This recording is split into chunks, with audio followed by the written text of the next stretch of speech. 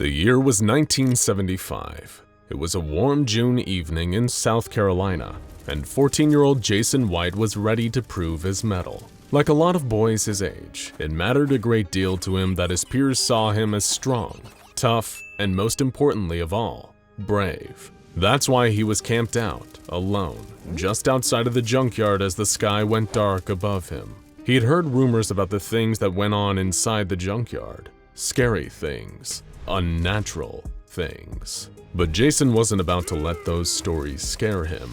He knew for a fact that the junkyard had been abandoned for months, if not longer. Nobody was in there. He'd be fine, or at least that's what he kept telling himself. With the moon high up in the sky, Jason crept into the junkyard, using a flashlight's beam to light his way. Behind the towers of busted-down cars and scrap metal, he heard a distant but loud grinding noise. Was it coming from one of the warehouses? No, that's impossible, he thought, just his mind playing tricks on him. But curiosity compelled him to get closer. Jason approached the warehouse and saw that the big iron door was still ajar. His heart was in his throat as he peered into the building and saw the impossible. It was a man. No, a machine, cobbled together from pipes, wires, and aluminum. It was using a power saw to cut apart metal on a workbench. But it wasn't just one robot. There was movement all around it, jerking and twitching in the shadows. As his flashlight beam passed over them, Jason saw the moving, living bodies of a menagerie of metal creatures. He screamed in shock, and the robotic denizens of the warehouse all turned and looked at him. Jason had never felt more afraid in his life, until the humanoid robots still carrying the power saw turned and began walking towards him. It was waving his free hand around wildly in what Jason perceived as some kind of threat. Letting out another animal screech, Jason turned and ran all the way out of the junkyard until the sounds of clanking metal faded out behind him. Jason was scarred for life, and in that moment, he vowed never to return to his local junkyard ever again. And this was a wise choice, because not long after that, a very different group would be commandeering the junkyard. And as fans of this channel will know, they don't take kindly to intruders. If you've ever been on a long road trip through a rural part of the United States, you've most likely seen a few quirky signs and wacky-looking businesses along the way. Whether it's a diner with a dinosaur protruding out of the front, a gas station shaped like a UFO, or a particularly weird mural, businesses in the small towns lining the freeways often have to get creative when it comes to attracting patrons. Locations like this saw their heyday in the 1950s and 1960s, but as the cost of gasoline skyrocketed in the 70s and technological advances in aviation made flights more accessible as a form of travel, less and less people were making long cross-country drives on a regular basis. This caused an economic downturn in many small towns and led to a large number of quirky and unique roadside locations being abandoned by their owners. Some have been torn down or remodeled, but others remain as they were, hanging on as tourist destinations and serving as reminders of a bygone era. One such place that you might encounter if you ever find yourself heading down I-95 South is Jamaica Joe's Junkyard Jubilee. The colorful storefront is decorated with a mural depicting a picturesque tropical lagoon, while a sign reads "One Love" in hand-painted green and yellow letters. At first glance, this might just seem like another roadside oddity, but if you were to try and check it out, you'd be blocked by a patrol of 6 armed guards, SCP Foundation agents of course, and depending on how much you saw, you might be administered an amnestic before being sent on your way. Because Jamaica Joe's isn't just another junkyard, it's SCP-100. SCP-100 came to the Foundation's attention on November 9, 1976. After tracking a series of rumors about a mysterious abandoned scrapyard where the machines ran on their own, and strange metal figures could be seen patrolling the grounds. When the Foundation arrived at the site, they installed wooden privacy screens around the fence of the junkyard, replaced the storefront windows with one-way glass, and redirected the highway through a nearby town to keep civilian traffic from getting too close. Jamaican Joe's Junkyard Jubilee is 5,000 square meters of fenced-off land located in rural South Carolina. As the name suggests, it's a junkyard made up of 2 warehouses, a storefront, a small residential building, and a storage space containing roughly 1,500 vehicles of varying makes and models, some of which have been compressed into cubes. There is also a variety of other metal scrap on the site, altogether valued to be worth about $5,000, pocket change to an organization like the SCP Foundation. Just like many other cases where the anomaly cannot be relocated to a pre-established Foundation containment site for research, the SCP Foundation instead brought the research to the anomaly. The larger of the 2 warehouses on site is now the de facto research center for all matters involving SCP-100, as well as a temporary residence for on-site staff. It is important to note that there's nothing anomalous about the location itself, but within the area of the junkyard are a variety of Euclid-class anomalous entities. The property was at one point owned by a man by the name of Joseph Duval, presumably the titular Jamaican Joe. However, the whereabouts of Mr. Duval are unknown. Research into local records show that the utility bills to Mr. Duval's personal address had stopped around 3 months before the junkyard was found. Upon the first sweep of the location, the Foundation found no evidence of human habitation, save for one note taped to the door of the storefront, reading, "Out to lunch, please see assistant, JJ." The first anomaly that was cataloged on the site was SCP-100-1, a humanoid automaton made of scrap metal, mainly copper wires and tin cans. SCP-100-1 has a limited degree of sapience, and although it has no means of verbal or written communication, it does speak through the use of rudimentary sign language. It seems uninterested in conversation though, unless the topic has to do with the sale of scrap metal. The information the Foundation has been able to learn from SCP-100-1 has been limited, but the fact it appears to be mostly work and very little play is incredibly clear. What it lacks in conversational skills, it makes up for in craftsmanship.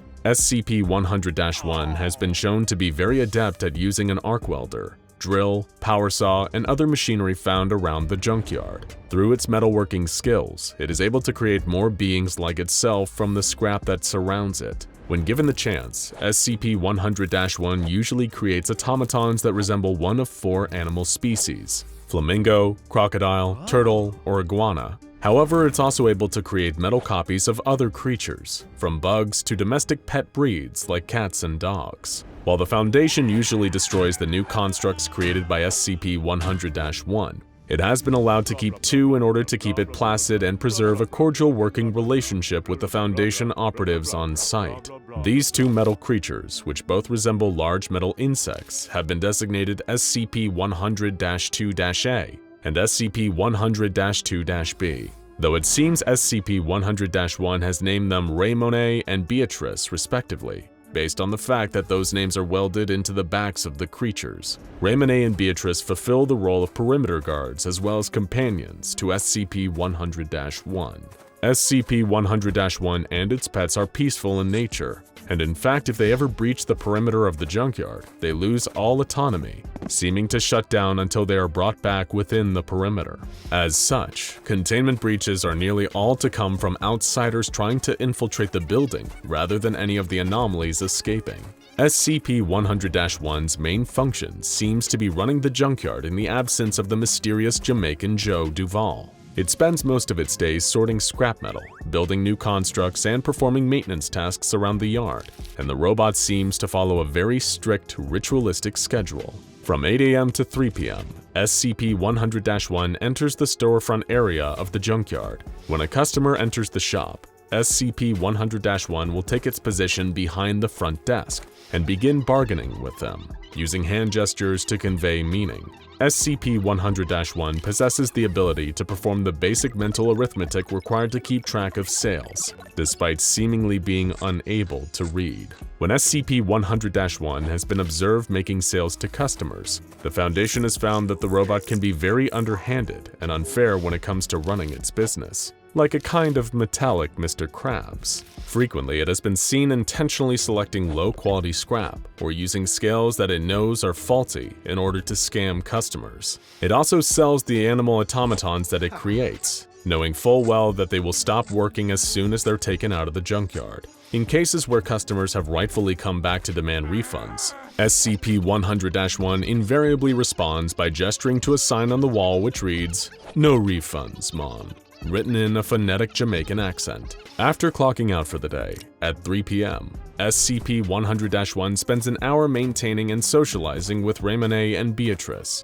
its two insect-like pets. It will also communicate with them through hand gestures, and will engage them in games of fetch or hide-and-seek in the junkyard. From 4 p.m. until 8 p.m., SCP-100-1 spends its time taking stock and cleaning all the tools and machinery on the premises. It also takes time to clean both the interiors and exteriors of the various buildings on the site. Then at 8 p.m. it appears to wind down for the day with some leisure activities, including making more constructs, playing some more with its pets, and taking strolls around the perimeter of the site. This leisure time lasts until midnight, when SCP-100-1 will retire to the residential part of the junkyard. The robot doesn't need to sleep, but it does seem to rest, sitting motionless at a desk from midnight until 8 a.m. when it resumes the schedule again from the beginning. This was all that was observed at SCP-100 for decades following its discovery. SCP-100-1 was seemingly content with its life and with the tasks that came with running the junkyard.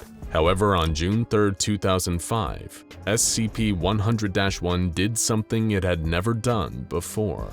As mentioned, SCP-100-1 had only been seen using its skills to create autonomous animals from scrap metal, but on June 3rd, it chose to create something else, another humanoid. The automaton was only 10 centimeters tall, but SCP-100-1 took great care in crafting it, much more so than any of its creations. It gave the small figure distinct facial features, and made the whole thing from high-quality stainless steel. When SCP-100-1 was finished with its creation, it welded the letters JJ onto the back and took it into the storefront.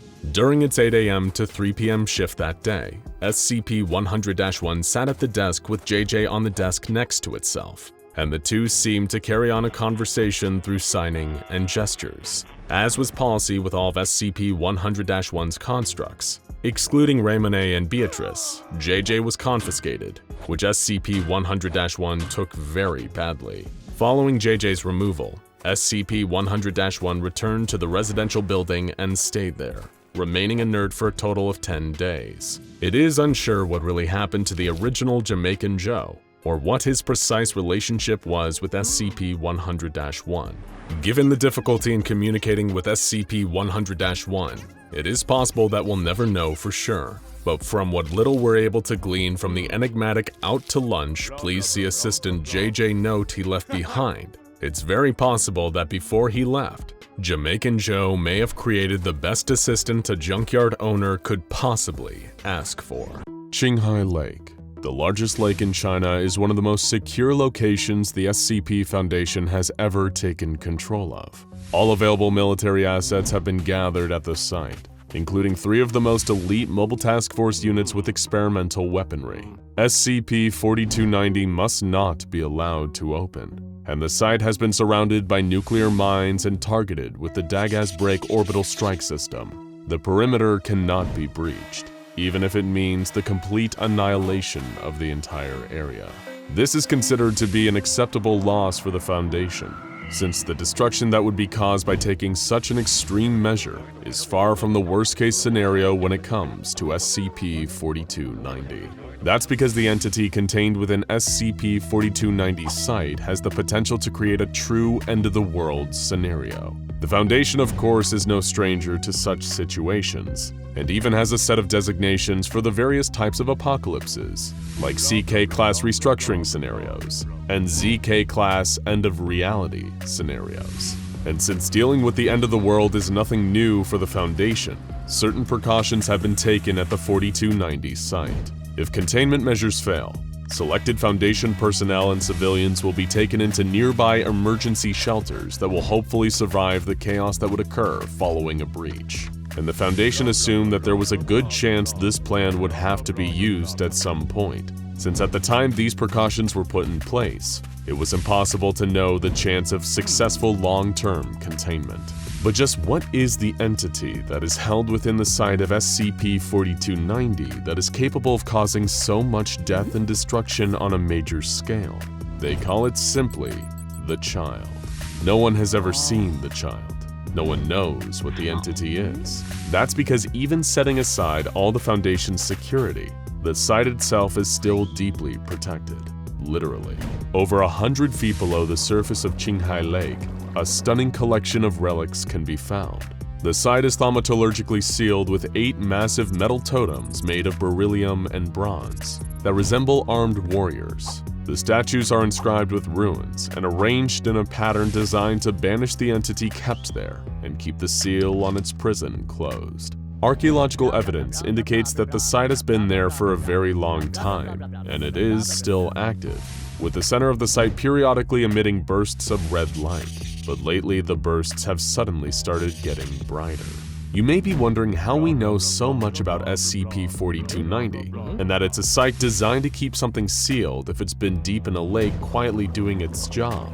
The SCP Foundation has access to unusual sources, including SCP-1726, and it's from there that we learned the little we know about SCP-4290. SCP-1726 is a library in China that appears to only be 1 floor from the outside, but on the inside covers over 14 square kilometers in area. It's full of a seemingly limitless amount of texts, many of which describe ancient and lost civilizations, along with some clues as to what led to the fall of these cultures. One text reveals the presence of a terrible and apparently unstoppable enemy. It was called the Child, but it was anything but innocent. When these texts were translated, what Foundation researchers discovered terrified them. They described the emergence of a beast with 10 terrible mouths and 20 arms stretched wide. It was attacked by an army of warriors, but they were quickly overwhelmed by what was described as torrents of darkness and dead geometries. They were killed brutally, and the Child used its skeletal fingers to unleash a torrent of flame. Every soul in the vicinity was consumed. Wax rained from the sky, and the Child devoured everything around it for 10 days, as the whole world trembled. But then something sealed the Child away in its prison, which is now covered by the waters of Qinghai Lake. Soon, ominous signs began to appear that the Child would awaken again, though.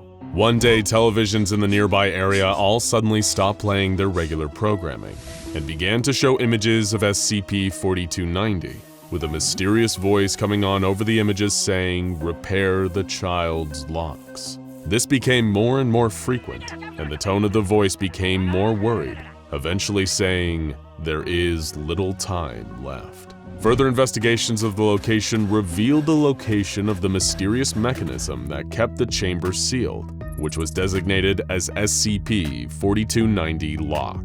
But how do you repair a device that is eons old? And should you even be fixing it when the one telling you to do so is a mysterious disembodied voice that only appears on pirated television broadcasts? The Foundation scrambled to find any information they could, and they were able to find clues about the history of SCP-4290 referenced in other texts. Lost civilizations like the Xia Dynasty, the Erkshans, and the ancient Orthonians had apparently strengthened the seals during their own reigns. But the most significant findings indicated a connection to one of the most terrifying entities the SCP Foundation had ever contained, and one of the most unpredictable, the David Empire. This mysterious warlike civilization has only been known through one source, SCP-140, a single hard-copy book titled A Chronicle of Devas. This is a strange, anomalous book that is written in blood and is able to add more pages spontaneously to itself whenever it comes in contact with any fluid that can be used for writing, but seems to especially prefer human blood. It recounts the history of this civilization and their many brutal conquests. While there was no proof of the Devas before the book was found, evidence paralleling the events written in the book is now being found in archaeological digs. More dangerously, as more pages appear in the book, the events of the Deva Empire are moving closer to present day, with them currently appearing in the book as having existed until 270 CE. The Devas were a bloodthirsty, brutal race of warriors. But there was one thing even they were afraid of: the Child. The Devas had performed the last successful ritual of sacrifice needed to strengthen the lock not long before their currently described destruction, and the book contained enough detail to recreate the ritual. But SCP researchers would find that performing it would not be for the faint of heart. The ritual required 3 human cadavers, not a problem for an organization that's normal day-to-day operation results in the loss of multiple lives, and the live heart of an angel.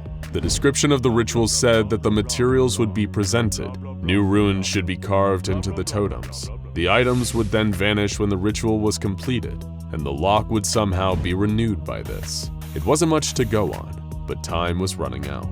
The Foundation's Department of Occult Containment quickly sprang into action, assembling the materials and placing them in the correct formation.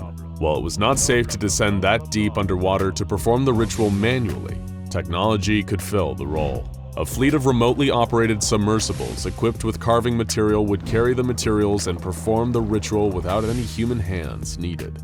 One of the red bursts occurred midway through the ritual, causing radiation damage to the vehicles. Runes that have been carved in the past were also damaged, and the ritual was interrupted. While it seemed like it might have been enough to activate the site, it wasn't perfect. And when the ritual was complete, one of the 3 cadavers and half of the angel heart were still present at the site. Had it been enough to satisfy the ritual and reseal the lock, there was nothing to do but wait and see.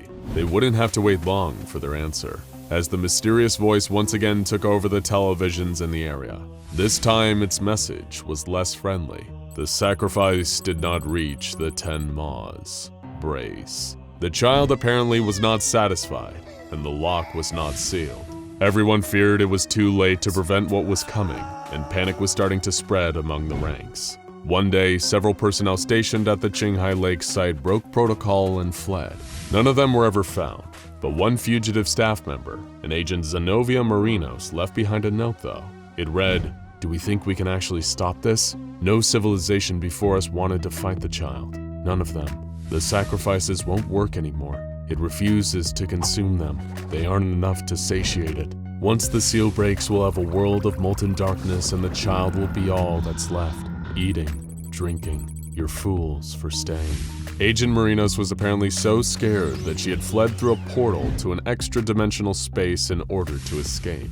There would be no point in trying to track her, even if she was still alive. But in our own dimension, time was running out. Foundation seismologists were brought to the site and stationed outside, and began monitoring the high-energy pulses coming from behind the lock. The energy was reportedly strong enough to alter dimensions, and the pulsing red light now covered the entire sealing site, growing stronger and stronger as the totems started degrading at an alarming rate. The Foundation stood on guard for whatever was about to emerge, but no one knew if they had any chance against whatever it was. On August 18th, the totems fully disintegrated. Some of the Foundation's best military forces gathered on the shores of the lake and waited. 10 minutes later, something massive emerged phase out of the lock and onto the seabed, and didn't move. The assembled Foundation forces were confused and continued to observe the creature, and after no activity was seen after 3 hours, the authorization was given for submersibles and a small exploratory team to proceed down to the seabed for an up-close investigation. There, down on the floor of the lake, was the child. It was as terrifying as described, with a countless mouths and arms and huge in size, over 40 meters long. The signs of previous rituals were everywhere, with angel hearts and human corpses littered around, some in the creature's mouth, but none of them had been eaten. The ritual had apparently been performed many times, but to no actual purpose. The massive being was scanned many times, but no sign of psychic energy, radiation, or other life signs were detected. The child was dead, and it had apparently been so for a very, very long time. Once the area had been cleared, teams were brought in to investigate the body in person and perform an autopsy on site. No explanation of what exactly this creature had been or what its origins were has ever been discovered, but they did get answers for when it died. The time of death was roughly 9,000 years ago, not long after its initial sealing. The cause of death was discovered too. The child destroyer of worlds and scourge of countless civilizations had died from malnutrition. Whatever this thing had been, it had been sealed away and had died from hunger not long after. One civilization after another had continued to perform the rituals to keep it sealed, never aware that it was no longer a threat. With this new discovery, SCP-4290 was reclassified as neutralized, but the child taught us all a valuable lesson about being prepared for potential world-ending scenarios. And the Foundation continues to stand on alert for any more entities from the distant past that may pose a threat today. Because who knows what else is sealed away at the bottom of a lake, abandoned mine, or in the ocean's deepest trenches. There might just be another existential threat to humanity that's just waiting for a chance to emerge and help us all if it remembered to pack a lunch. Researcher Ellis was having a very long day. Working at the SCP Foundation can sound like a pretty exciting job to an outsider. The problem is, when you deal with something exciting every day of your life, it starts to become as mundane as brushing your teeth or pouring your morning bowl of breakfast cereal. Over time, everything loses its magic. She had the unenviable job of double-checking the anomalies in C-Wing of Site-77, glorified box ticking. She trudged from containment chamber to containment chamber, everything seeming to be in order. Tick, tick, tick. It was all Euclid and safe-class anomalies anyway, hardly major containment risks. But when she reached the chamber for SCP-2805, the security cameras normally used to observe the anomaly were on the fritz. She'd need to go inside. Great. When the chamber doors opened, she felt an immediate chill. Her breath came out as an icy fog. In the distance, she saw a jar sitting on a podium, the glass so frosted over she couldn't quite make out what was inside. No sign of a containment breach. She ticked the box next to SCP-2805 on her clipboard and moved on.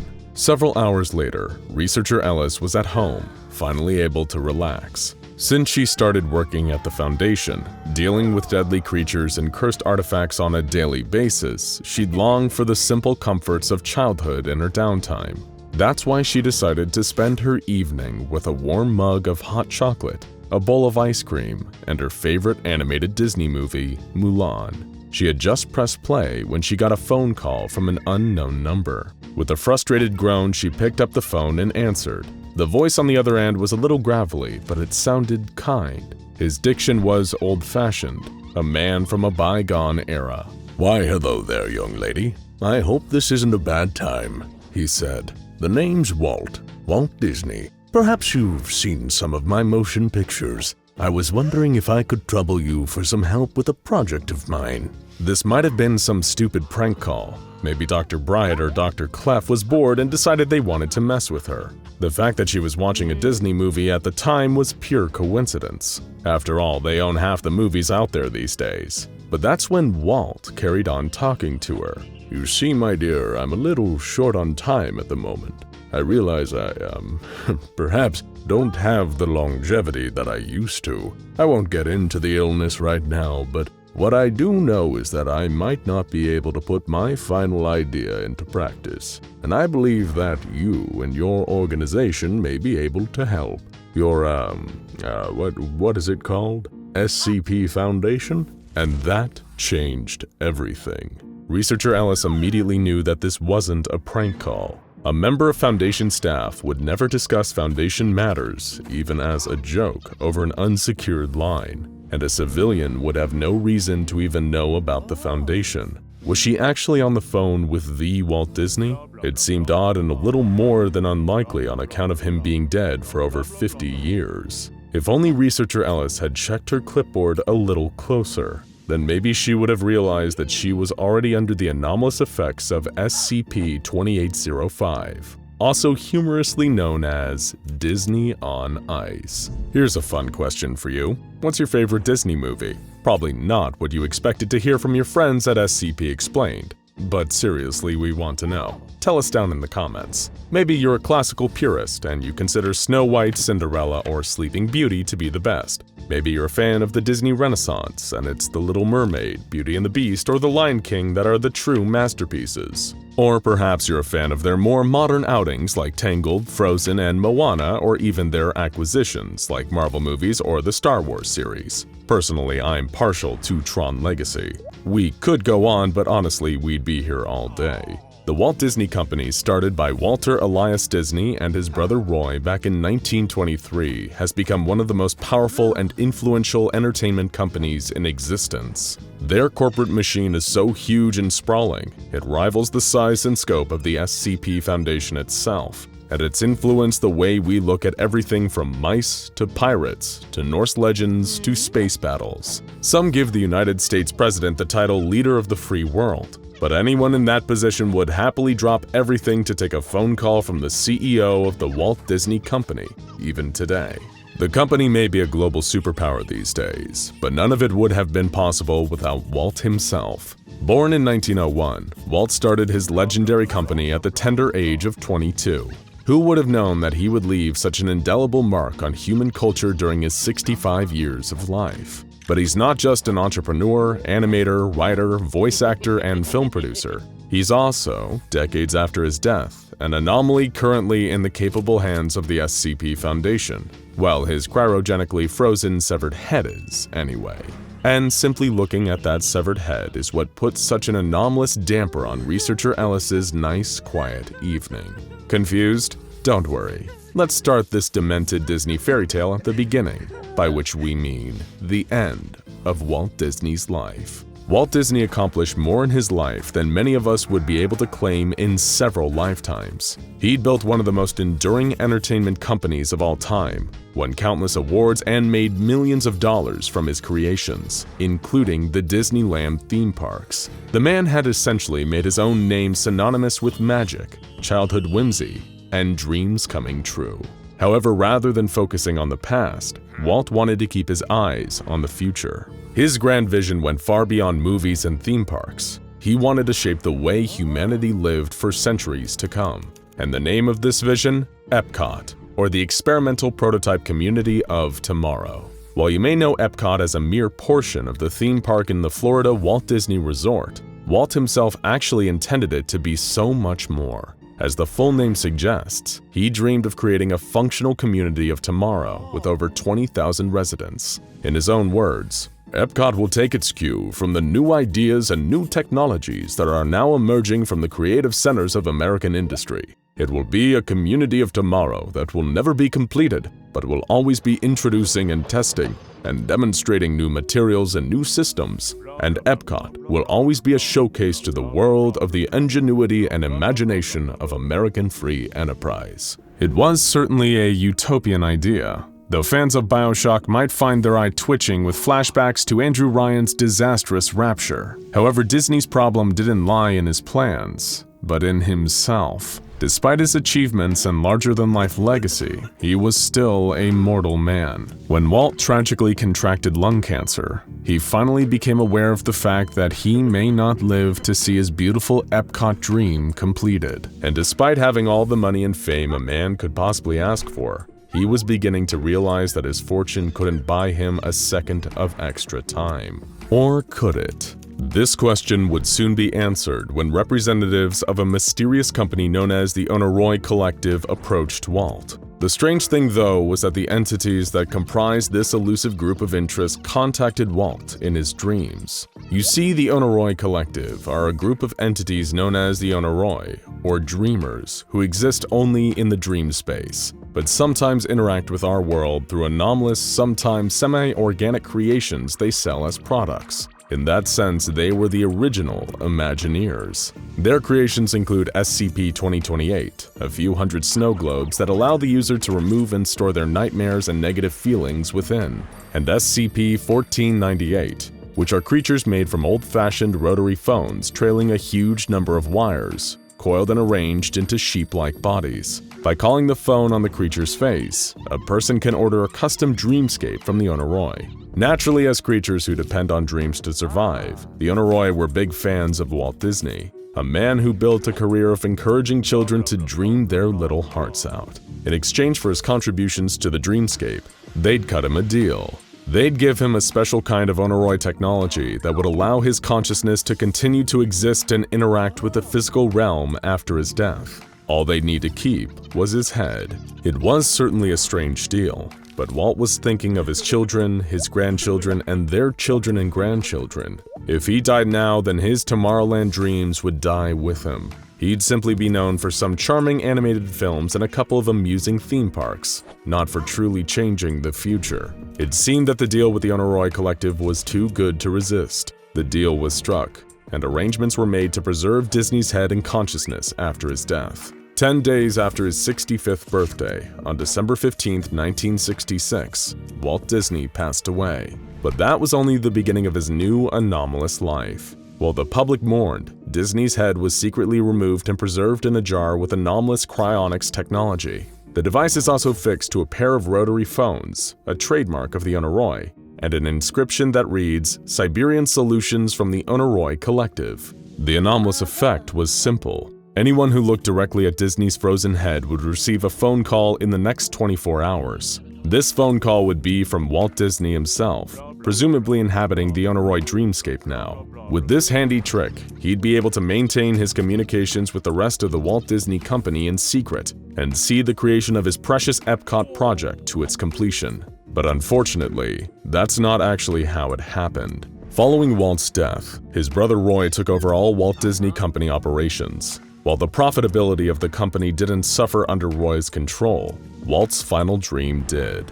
Epcot mutated from the sustainable, functional community of the future that Walt desired into a mere theme park, the Disney-fied World's Fair that all Orlando Disney Park visitors of today would recognize. As it turned out, most people in the Disney company weren't actually eager to take orders from the former CEO's severed head. As a result, he became kind of a dark company secret, hidden away within the Disney parks. After a number of reports of calls from Walt Disney after the entrepreneur's death, the foundation finally started to take notice. They conducted a thorough investigation of the various Disney bases of operation and eventually found Disney's frozen head, soon redesignated SCP-2805, in a secret compartment in the legendary Pirates of the Caribbean ride. He was relocated to Site 77 soon after for further testing, where his anomalous abilities were later discovered. Sadly for SCP-2805, while his calls to Foundation staff have all consisted of attempts in enlisting the Foundation's help in making his Epcot dreams a reality,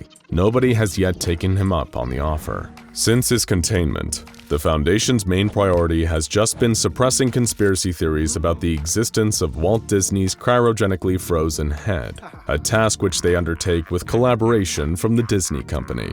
In order to muddy the waters, in 1981 they began productions of Walt Disney's World on Ice, later known as Disney on Ice, a traveling ice skating show. Since then, they also released the incredibly successful film Frozen and its sequel, to corrupt any searches for key phrases like Disney's Frozen or Walt Ice. It's been an incredibly effective smokescreen, as you can probably expect from the SCP Foundation.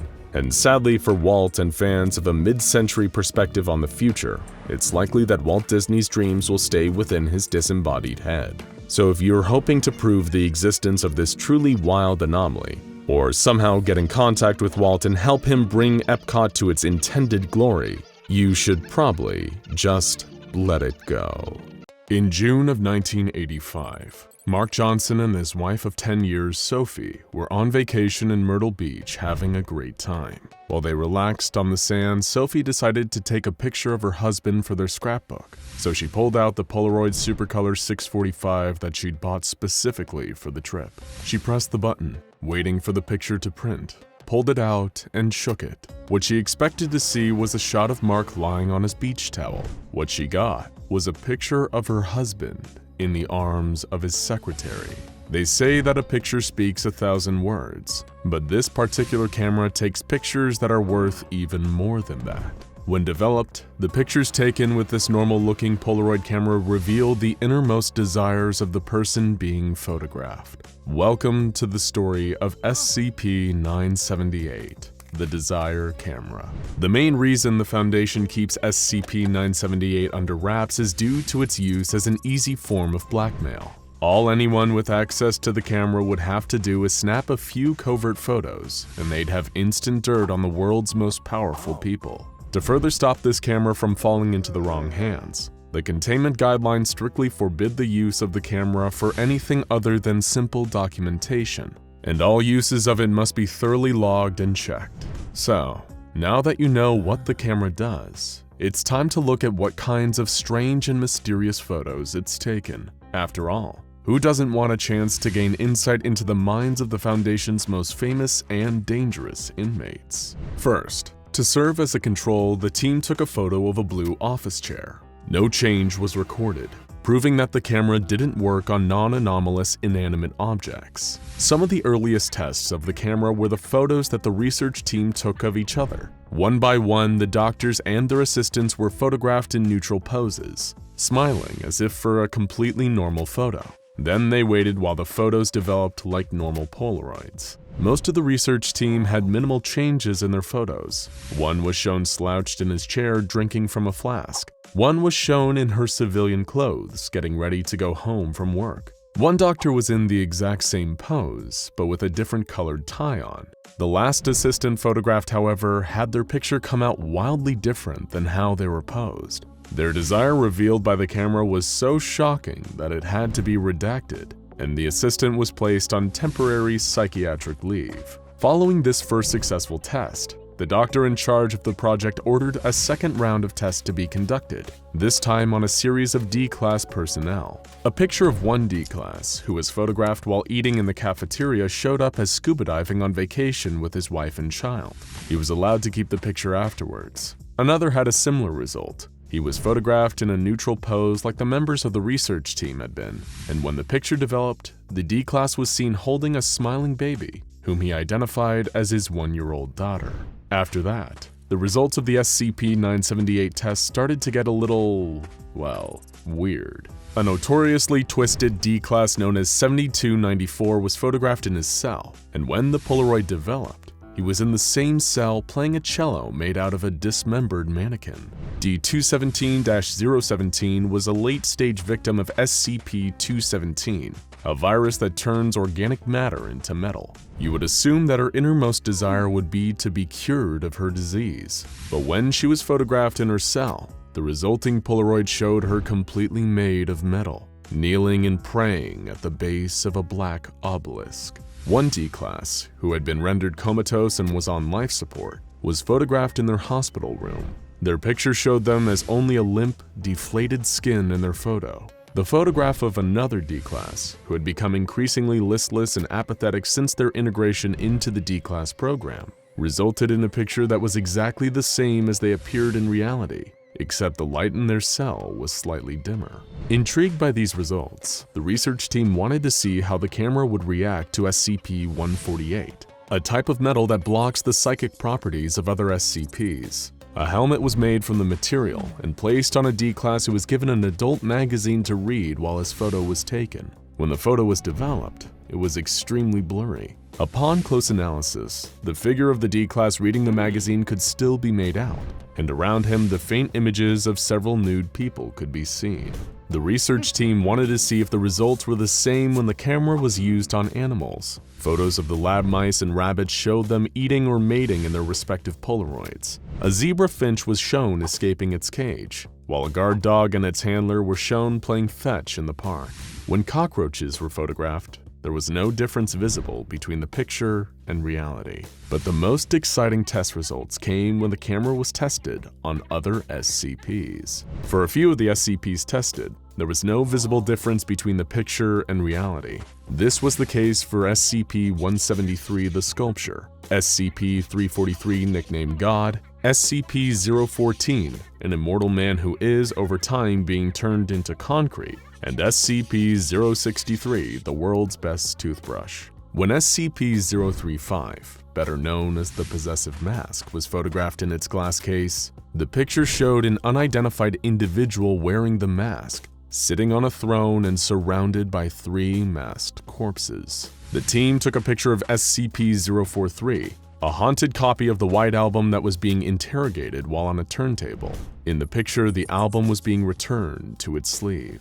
They then photographed SCP-049 the Plague Doctor standing in his cell. In the picture, the Plague Doctor is hugging an unidentified small child and surrounded by instances of SCP-049-2. When they took a picture of SCP-050, a mischievous statue of a monkey reading a book, the result was predictably playful, given that SCP's history of pulling pranks. The photo that came out of the camera showed the camera itself, with another picture of itself coming out of the developing slot. Microscopic analysis revealed that this recursive photography kept going until the cameras in the pictures of the other cameras were too small to see.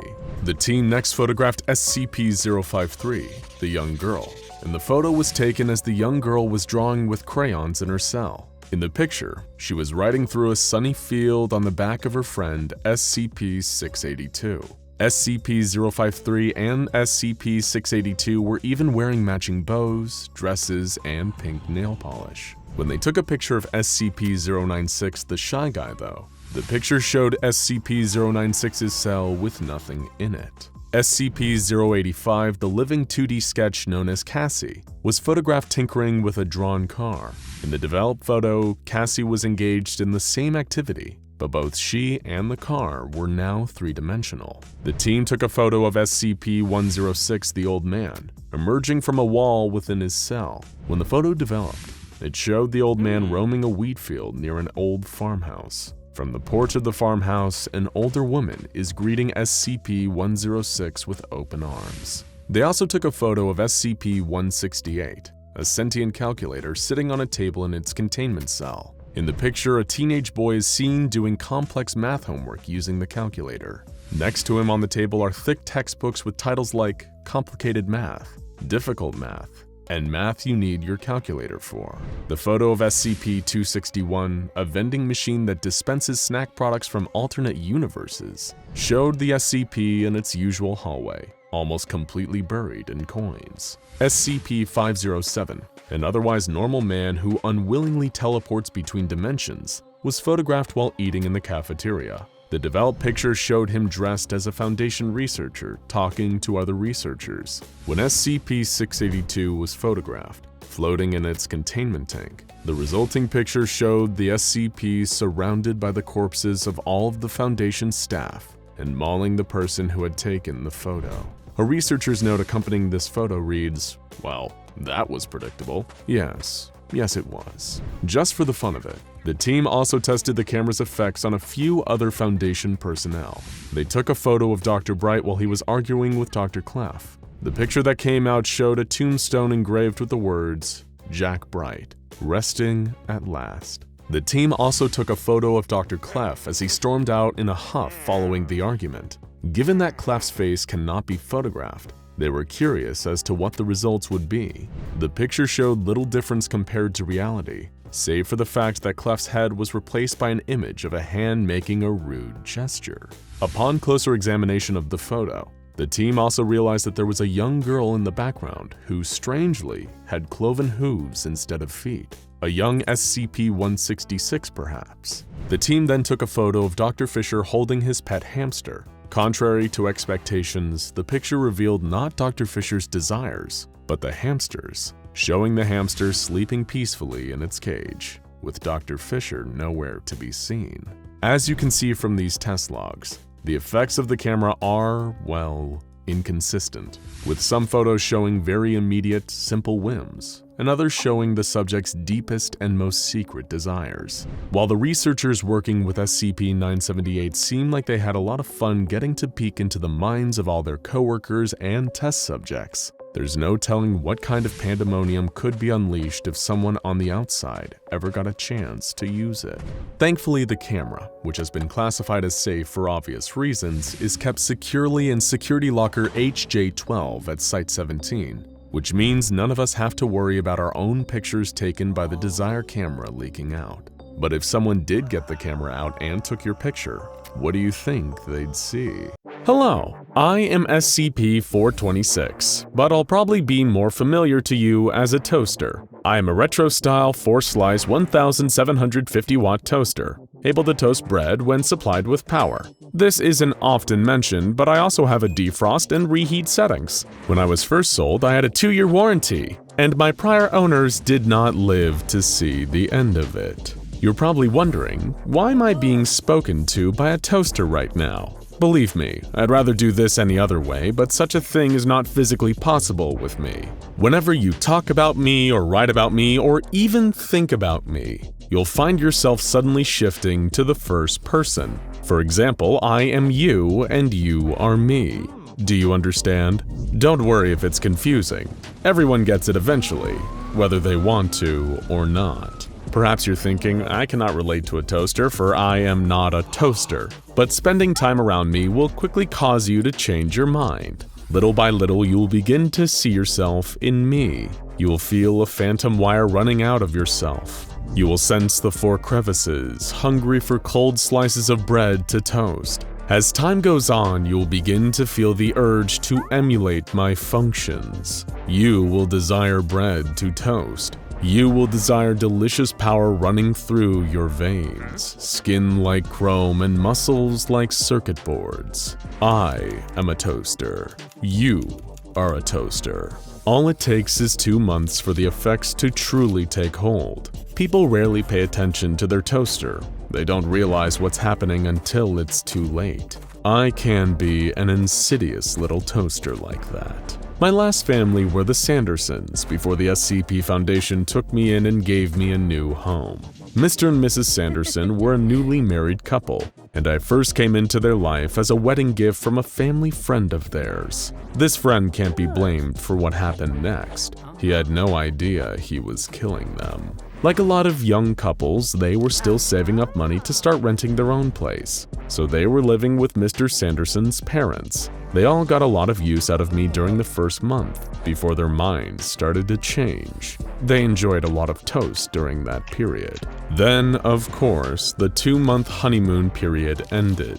They had become me, and I had become them. It wasn't long before 3 of them were dead. Such a shame. The younger Mrs. Sanderson, the blushing bride, was the first to go. Because of my anomalous effects, she felt the need to connect herself to a power supply in order to begin producing toast of her own. In order to achieve this, she chewed through a power outlet in a wall before switching it on, causing a massive surge of electricity to pass through her body and kill her. Her body caught fire shortly afterwards. Next was the older Mrs. Sanderson. In much the same manner that her new daughter-in-law sought a source of electricity, she felt the need to integrate bread into her body. Interesting fact, the maximum capacity of the human stomach is considered to be between 8 and 9 kilograms. The elder Mrs. Sanderson consumed 10 kilograms of raw bread, causing her stomach to rupture and inducing a painful death as a result. The younger Mr. Sanderson was the next to perish. He did something with me that I would rather not mention, and that the SCP Foundation thought best to redact. Suffice to say, the younger Mr. Sanderson did not survive the experience, dying of severe blood loss long before his body was found. Police and fire crews arrived at the home after the body of the younger Mrs. Sanderson set fire to the home.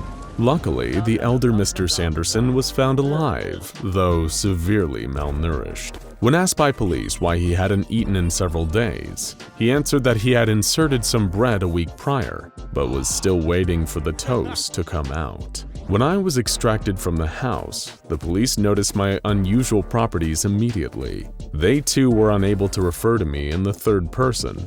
This anomalous detail quickly found its way to a Foundation mole buried in their precinct, and the SCP Foundation soon descended and collected me from the evidence locker. The story of the strange deaths in the Sanderson home were kept out of papers and suppressed, and all involved in the incident directly were given Class C amnestics. The SCP Foundation is a curious bunch. They love to spend valuable toast-making time performing experiments and gathering data, and they saw fit to perform several experiments on me when I came under their care. For Experiment 426-1, a member of D-Class personnel, designated D/426/1, was asked to stand outside my containment chamber. Crucially, he was not informed about my identity or any of my anomalous properties. He wasn't even allowed to establish visual contact with me. He was then asked by the attending researcher to describe what he thought might be inside my chamber. He replied with, "Probably some huge monster holed up in there. That's what you guys have all over the place, right?" The D-Class did not even seem to realize that he was speaking about me in the first person. These observations were documented, and I was prepared for further experimentation. The next experiment was 426-2. I found this test to be considerably more interesting. A D-class subject was brought into my containment chamber, with several cameras fixed onto his position. However, the SCP Foundation took pains to make sure that I was permanently out of the view of the cameras. I was also bolted to the ground of the test chamber to prevent the D-class subject from pulling me into the view of the cameras at any point during the experiment. The objective here was simple. The Foundation wished to better understand the secondary effects of my anomalous abilities on the human mind. The D-class was subjected to a period of prolonged isolation, with meals given regularly through a serving hatch. Communication with this D-class was prohibited throughout the duration of the study. Over time, it was clear that the isolation of being in a cell with me was beginning to take a toll on the subject's mental health. Due to my lack of a brain, lungs, and a tongue, I am somewhat lacking as a conversationalist. He spent the first few days loudly vocalizing his complaints and banging his hands up against the walls of the containment chamber, begging to be freed from the room. I felt that this was somewhat unreasonable on his part. There are far worse anomalies in Foundation containment that he could have been locked up with. Compared to, say, SCP-106, I am incredibly reasonable, not to mention the fact I make far better toast than he does. After the initial period of distress, the D-class became resigned to his situation and fell into a morose silence. He would occasionally mutter to himself in what appeared to be a state of fear and self-pity. It took almost 45 days for him to fully manifest the secondary effect of my anomalous state. 2 weeks sooner than it typically takes for subjects to begin believing that they, like me, are toasters. SCP Foundation scientists believed that the effects were hastened by the isolation, which lowered the D-class's mental defenses against my secondary effects. When the effects finally took hold, the subject wrapped one of his arms around me and pulled me into his embrace. He began whispering to me, saying that we were brothers. It was clear by this point that his mind was in a state of disrepair. It is also worth noting that he did not deviate from referring to me in the first person at any point during this process. 1 hour after finally cracking and giving in to my secondary effect, he was removed from my containment chamber and summarily terminated.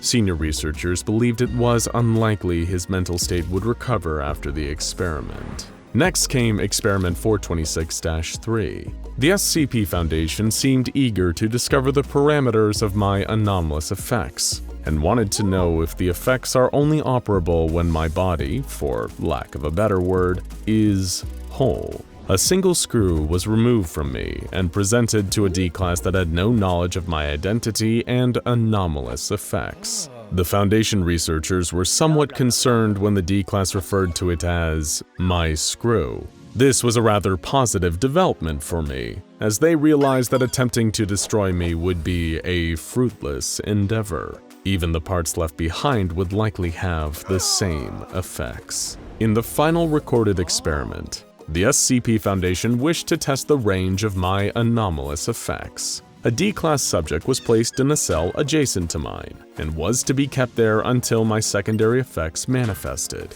The D-class remained in the cell for 90 days, but the effects never manifested. Following the experiment, the D-class was terminated, but researchers seemed relieved to find the limits of my anomalous abilities. A researcher appended a note to my file reading, "Thank God there are some limits to my effects." A lot of us were really starting to get worried about me. After performing studies into the nature of my abilities and their limits, I was given the Euclid class.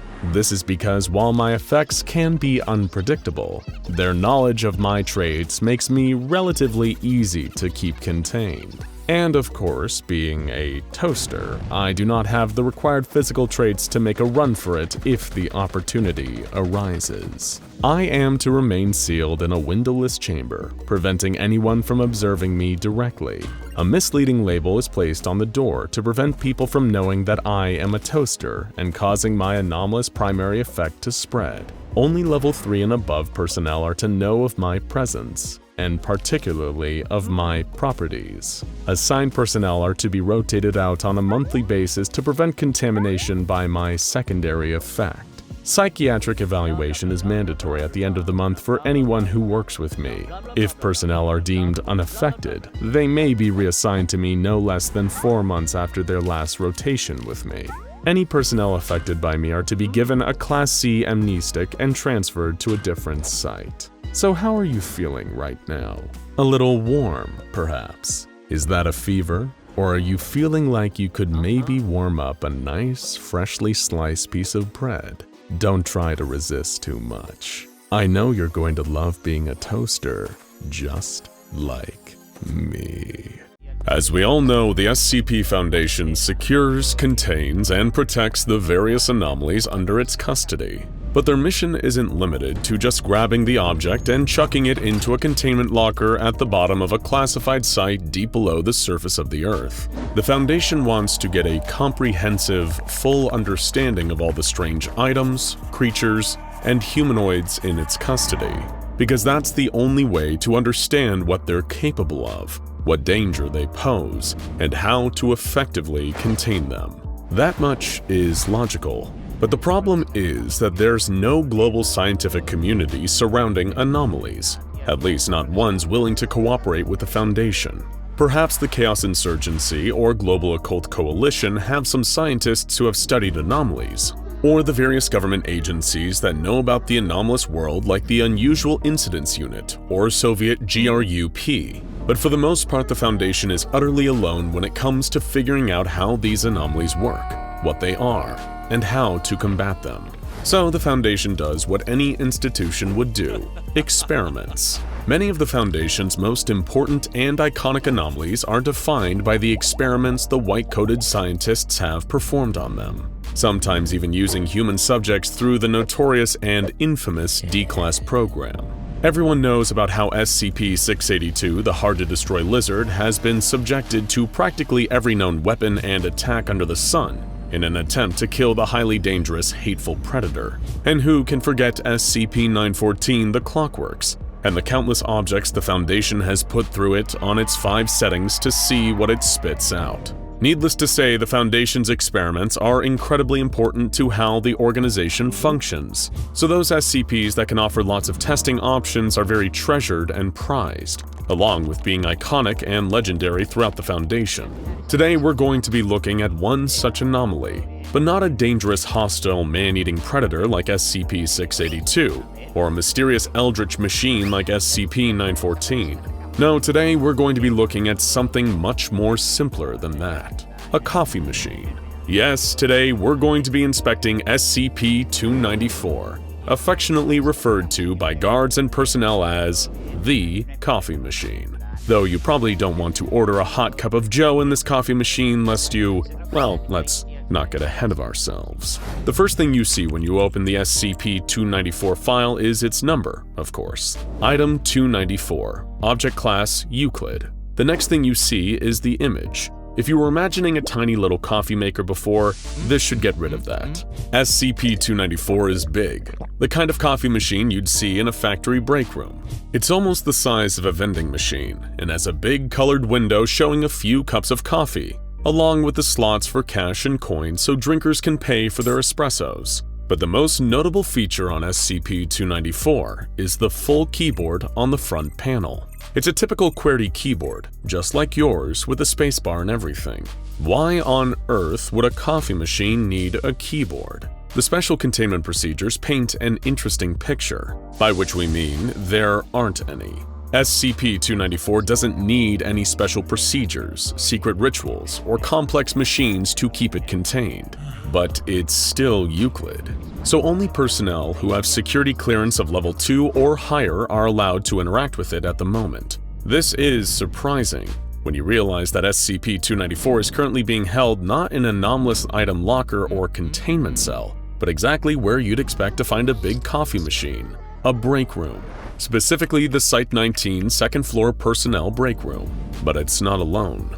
It's monitored by 2 guards with level 3 clearance around the clock. For them, sitting in the break room all day guarding a coffee machine that can't move and is too heavy to lift has to be a pretty sweet gig, considering what other kinds of jobs are available at the Foundation. But all that raises even more mysteries. What the heck is up with this coffee machine?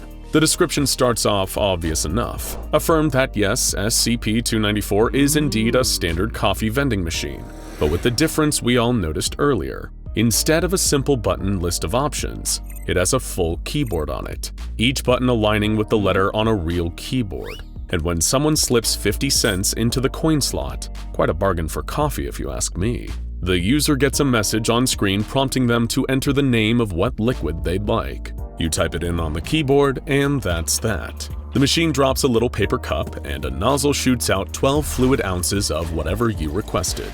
Pretty nifty, isn't it? But it gets niftier. Most people would only think to ask a coffee machine for, well, coffee. But SCP-294 accepts any liquid, and some things that aren't liquids. When the Foundation initially got their hands on it, they ran no less than 97 tests on it, after they realized they weren't just limited to espressos and cappuccinos. At first, any kind of liquid you could drink was requested. The researchers popped in requests for water, coffee, beer, soda, milkshakes, and out they came. Then they decided to get a little more creative. They started to request things you couldn't possibly drink, not if you wanted to stay alive. Sulfuric and hydrochloric acid, like the kind SCP-682 is suspended in. Wiper fluid, motor oil. But SCP-294 stubbornly provided, even if the liquids would melt through the researchers' throats like a knife through butter. Then the researchers decided to apply some of their scientific knowledge.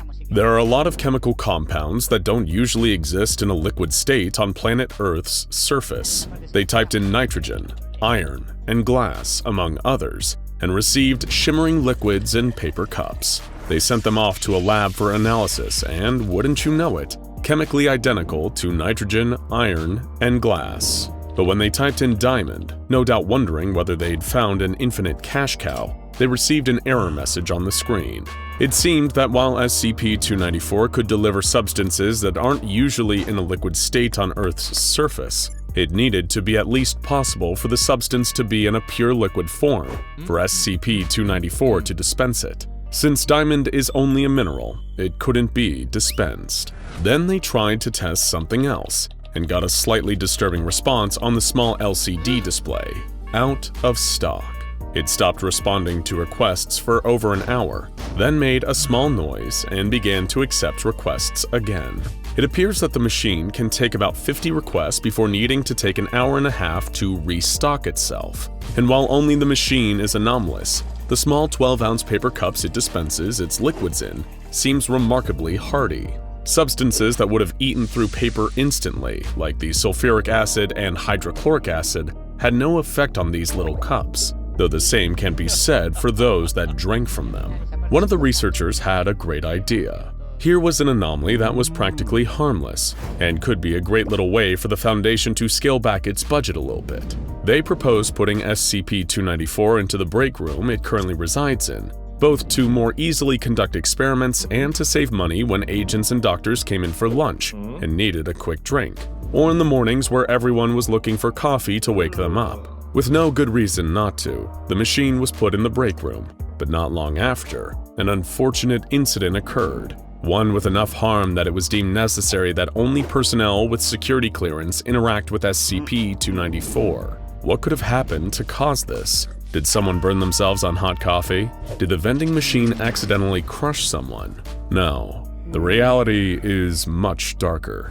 One morning in August of 2005, Agent Joseph, whose full name has been redacted to preserve their identity, went up to the vending machine in the break room, looking to get a hot cup of coffee to wake himself up between shifts. Another agent in the room who was on break at the time saw him and made a suggestion to find out what SCP-294 would do when given the colloquial name rather than the exact real name of a drink. They just wanted to see what would happen. So Agent Joseph slipped in 2 quarters and typed in a hot cup of Joe. Seconds after, he began sweating like a pig. He was feeling very hot, even though the break room was fully air-conditioned. and his skin began to flush. He then clutched his head, complaining that he was dizzy, and the whole room was spinning around before collapsing to the floor. The other agent immediately called the medical staff, who moved Agent Joseph to the infirmary and stabilized him. Once they made sure he wasn't in any real trouble, they also grabbed whatever SCP-294 had spit out. It was a disgusting, thick, reddish-brown liquid with a strong stench, and when they ran the labs on it, they confirmed it was exactly what they thought it was: a mixture of blood, tissue, bone marrow, cerebrospinal fluid, and other bodily fluids that was an exact DNA match for Agent Joseph. SCP-294 somehow managed to literally liquefy 12 ounces from the agent's body before producing them into a cup. This offered a clue. Maybe it stole the liquids it was asked for from the nearest source. In any case, the agent was released after a few weeks of bed rest and care to make sure he wasn't further injured, and both involved agents were reprimanded. With the knowledge of how accidentally dangerous SCP-294 can be, who can blame the Foundation for wanting to keep a careful lid on it? Researchers were curious, though, and received clearance to test the SCP's abilities to retrieve specific liquids from long distances. With an O5's approval and oversight, they input a cup of SCP-075's secretion. SCP-075, the corrosive snail, is exactly what it sounds like: a gross little creature that secretes a highly caustic acid, capable of melting almost anything. Without fail, the coffee machine dispensed the secretion into the cup, and the cup stayed perfectly intact. But at the very same time, in SCP-075's cell, the creature woke up and began secreting acid that immediately disappeared. All in all, about 12 ounces, the same amount in the cup. Based off of these results, further testing with SCP-294 was approved. One researcher tried punching in a request for a cup of gold. What came out was a small paper cup of molten gold that quickly cooled to room temperature. Asking for cups of silver and platinum produced similar results, but based off of previous tests, it seemed clear that the machine wasn't creating precious metals so much as siphoning them off from somewhere else. The next request was a strange one: a cup of anti-water. The machine took a moment, then printed a small message on its LCD display: out of range. This confirmed that the machine couldn't produce substances that didn't actually exist, and couldn't break physics to get its materials by peering into alternate universes, dimensions, or realities. After that, the researchers tested for diamond, and got the result that you already know of: an out-of-range error. Some more investigation showed that all solid substances that don't have a liquid form get this error, but asking for a cup of liquid carbon produced exactly that, because liquid carbon isn't the same thing as a diamond, though both are made of carbon. SCP-294 clearly has more knowledge of chemistry than some of us. Then the researchers created an entirely new drink, made of bleach, various sodas, protein powders, and spices. They blended it together and put it in a jar across the room from SCP-294. When requested, the amount of the liquid in the cup was missing from the jar, proving that SCP-294 doesn't actually create its own liquids. But how does SCP-294 react when presented with a more subjective request? One researcher asked for the best drink I've ever had. After a moment, the paper cup filled with something that looked like cola, but the researcher said it tasted like a drink he had years ago at a party, and that he'd always remembered as his favorite drink, though he couldn't say what was in it. But that was a subjective test, and the researchers repeated it with a different subject. When an agent also requested the best drink I've ever had, the machine produced a simple Vienna lager with a label showing a group of people drinking it at the beach and no brand name. The agent confirmed that the best drink he ever had was a Vienna lager at the beach with his friends. So SCP-294 could not only read people's minds, it can read memories they don't even know they still have. Another one they tried was something Cassie will like, referencing SCP-085, the young girl who lived in a drawn-on world. The cup dispensed was completely empty, but it had a small drawing printed on the side of a soda glass with brown and white things floating on top of each other. The researchers presented the cup to Cassie, and were told by her it was a chocolate banana milkshake, and a delicious one at that. A cup of music was a strange request, and produced an even stranger result. a clear, odorless carbonated drink that tasted vaguely alcoholic. When drunk, subjects said they could feel it and started showing an affinity to music, being able to sing and dance to a rhythm when they had no sense of rhythm or were tone-deaf before. Whether SCP-294 can produce even more abstract concepts is still under study, but was interrupted by the next test. An unfortunate containment breach incident at Site-19 left several personnel trapped in the break room, heavily injured while MTFs fought to re-establish control over the site. An agent typed in a cup of medical knowledge, and the machine quickly produced a green liquid. After drinking it, the agent was able to treat the injuries of their fellow personnel consistent with standard first responder practices, and was commended for their bravery. But their knowledge didn't stick around after the breach, and attempts to recreate the liquid failed. They decided that SCP-294 broke its own rules for self-preservation in the emergency, implying that it's not only sentient, it is intelligent. A doctor using SCP-294 made a request close to him: my life story. While nowhere close to a drink, SCP-294 seemed to accept the input, until it started shaking violently and making odd noises. It remained in this new state for about 3 minutes, then returned to normal, spitting out a completely opaque black fluid, like tar, in a cup. Despite the strange reaction, the doctor drank the fluid and immediately informed the others he was now able to remember everything that had ever happened to him, from the smallest childhood event to the most important events in his adult life. He excused himself and disappeared into his office. The next time the staff saw him 2 days later, he was carrying an autobiography 600 pages long. Then the researchers decided to try their luck and input "surprise me." The resulting solution was a cup containing what seemed to be regular water, right until a researcher touched it. It was just water, all right, but it had been superheated to 200 degrees Celsius while remaining in liquid form. The moment someone touched it, bang! It violently evaporated into steam, spraying boiling water everywhere. Not only does SCP-294 have intelligence, it has a sense of humor, albeit a quite rude one. The next 3 requests were for blood, namely blood of the Smilodon, or saber-toothed tiger, of the passenger pigeon, and of Founding Father Thomas Jefferson. But the only thing SCP-294 produced were out-of-range errors, confirming it can't take liquids that don't exist anymore.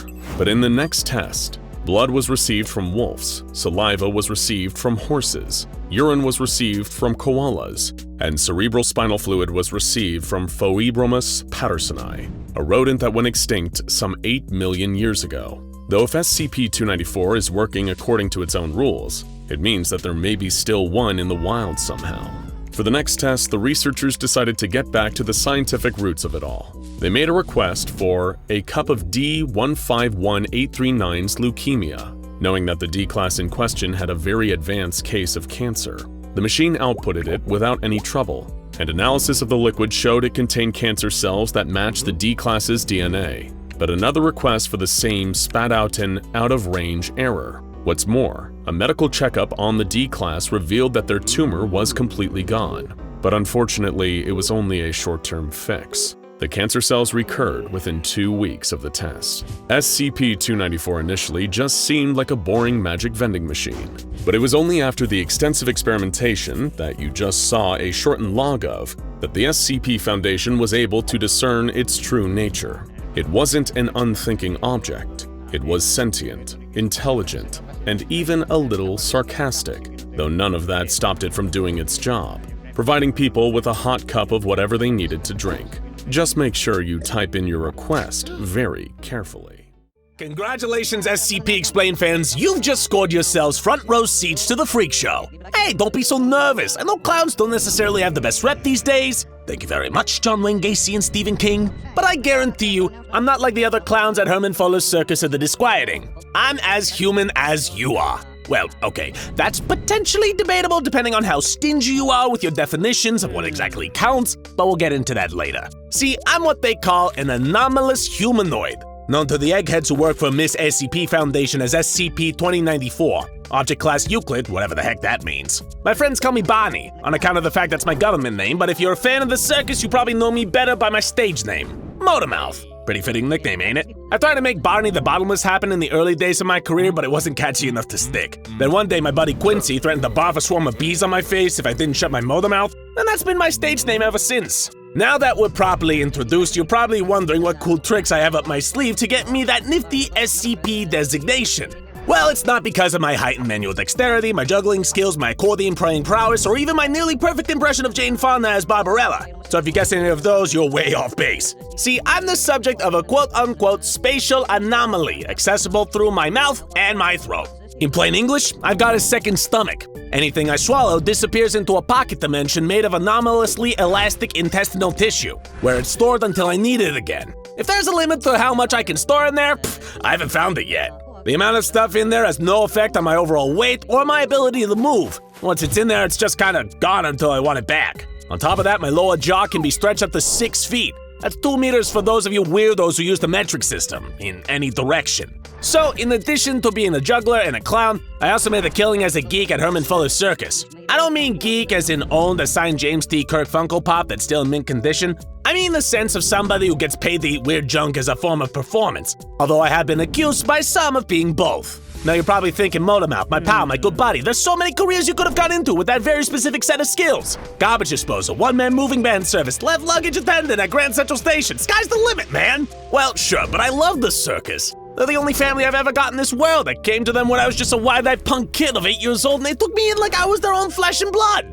Yeah, believe it or not, I wasn't actually born into the circus life. A lot of circus and performing arts folks are born into the industry. Born in a costume trunk, as they say. But unfortunately, that's not me. I was born in New York City on April 10th, 1976. My dad had took off long before I showed up, leaving me in the care of my dear old mom. My special abilities manifested early, and my mom recognized them right away. You know how little kids are always putting things in their mouths, right? It's cute when it's a block or an action figure, but less so when it's the entire coffee table. Yeah, my mom was fully aware of what I could do, and she hated my guts for it. Not only had her baby daddy flown the coop, but the kid she was raising was a freak of nature who she could barely stand to look at. And trust me, the feelings of resentment were totally mutual. One of my favorite pastimes as a youngster was to go out and find as many small animals as I could, get my little hands on, then go back inside where Mom was laid out on the parlor chair sleeping off one of her special grown-up headaches she got from downing a bottle and a half of her special grown-up juice. I made like I was gonna innocently ask her a question, smiling one of those adorable little 8-year-old smiles,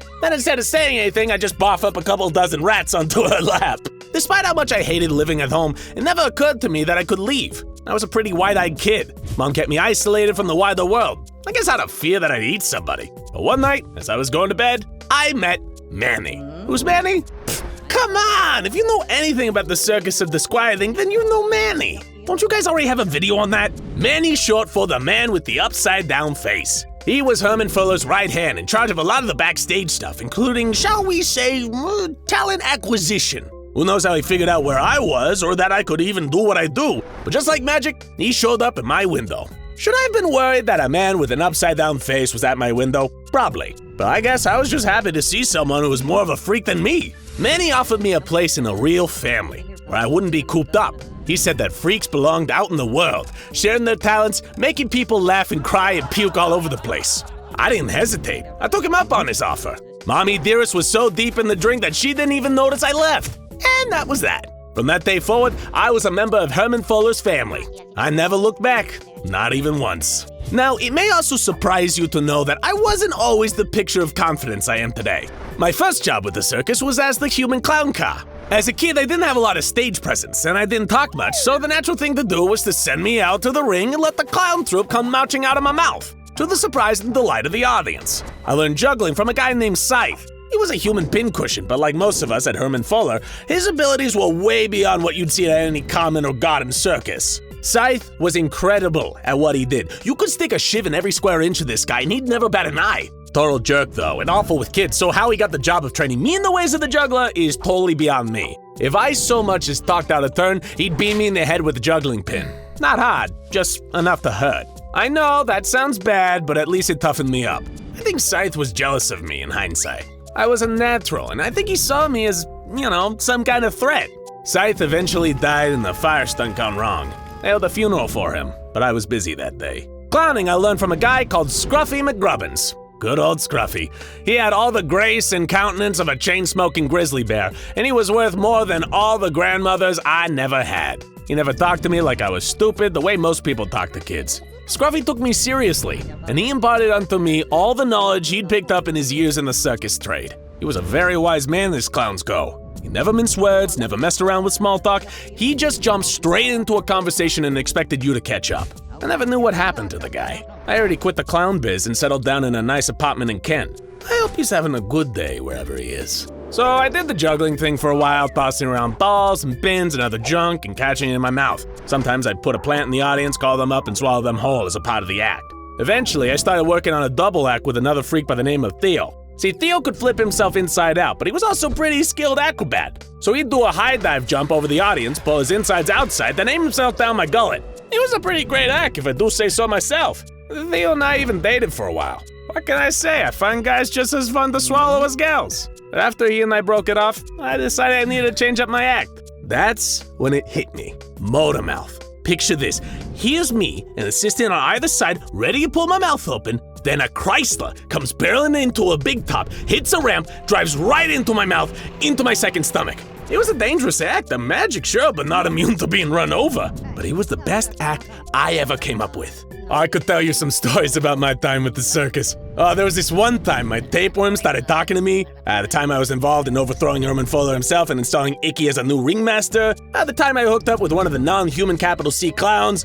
So this is a family-friendly channel, so maybe not that one. Nah, that's not what you want to hear though, is it? You'd rather hear about how I got myself captured and locked up by the Miss SCP Foundation. Alright, why not? I've already spilled the rest of my backstory. So Manny, you remember Manny from earlier, right? He saved a lot of kids like me, and when he did, he usually put me in charge of teaching them how to perform. But there was this one girl he brought in who broke down crying in the middle of one of our juggling lessons. She said she wanted to go home. And that's when I knew that Manny had graduated from saving runaways and abused kids like me to abducting kids with powers. Of course, I confronted him about it. I told him point blank that's not how we do things anymore. Herman hadn't been around for years at this point. We were better than that. He gave me some garbage about him doing what he had to do to keep the circus alive. Can you believe that? Even with everything we were doing, he still thought the circus was on the verge of collapse. So I took the girl home, stored her in my gut, and snuck her onto the kaleidoscope. That's the machine we used to move all the parts of the circus from place to place. The kid was back with her parents before dinner, but when I returned to the circus, Manny was furious. In hindsight, I think it nearly killed him to do it, but he said he had to make an example of me. So, he threw me in a box, locked it with chains, and painted the words "For Essie" on the top. I was left out in the field in Kamifarano, Japan like a wrapped present for Miss SCP. And that's how I ended up in containment. Truth be told, I slept in prisons more comfortable than this place. The beds are hard, the food is gross, and the little red light on the security camera keeps me up at night. Not ideal conditions for a circus superstar of my caliber. But as my old pal Gordy Lantern Skull used to say, it's the performer that makes the stage. Hello, hello, hello, you're watching SCP Explained, and today we've got an offer you simply can't refuse. The very latest in anomalous self-improvement technology, which the SCP Foundation calls SCP-212, but we much prefer to call it the Improver. Believe us when we say this miraculous device will change your life. You'll never be the same after a run-in with the Improver. It'll make you fitter, healthier, better. Not convinced? Don't worry. Just sit back and let us sell you the dream. Here's some unpleasant news. You're going to die. No matter how healthy you are right now, there will inevitably come a day when your lungs stop pumping, your ticker stops ticking, and all those delightful little synapses in your brain stop sending electrical and chemical signals to and fro. What a bummer. Why would you want to be dead? You can't do stuff when you're dead. And it's all because everyone is eventually betrayed by the very things currently keeping them alive. Those pesky, squishy, failable organs. But thanks to the Improver, getting stuck with the organs you were born with is a problem of yesteryear.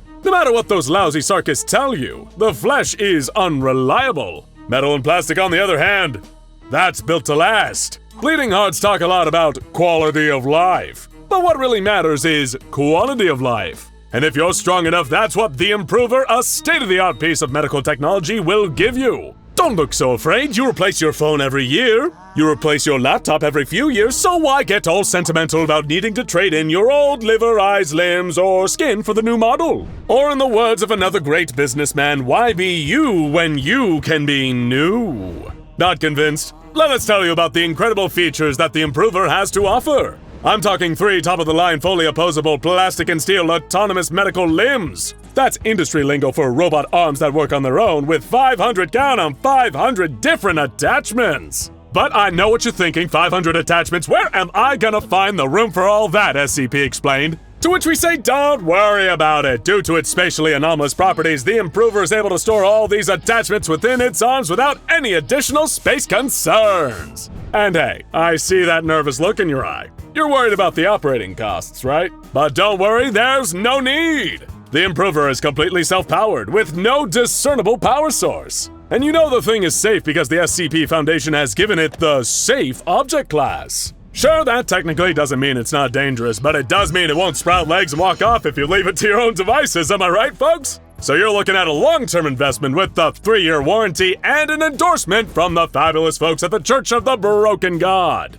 You just can't argue with these deals, my friends. We even offer competitive rates against Marshall, Carter, and Dark. But hey, we're not trying to pull the wool over your eyes here. You're a smart consumer. We know that you know the actual financial cost is only one layer of the overall cost. Time and training is also, of course, a factor. But we've got some good news for you, Sunshine. The Improver is 100% user-friendly. No setup, no mess, no problem, no trying to interpret poorly written instructions or watch padded-out YouTube tech tutorials where the guy just will not get to the point. The Improver operates itself. It may be a piece of hyper-advanced anomalous technology, but it's easier to use than most wireless printers, am I right? Am I right?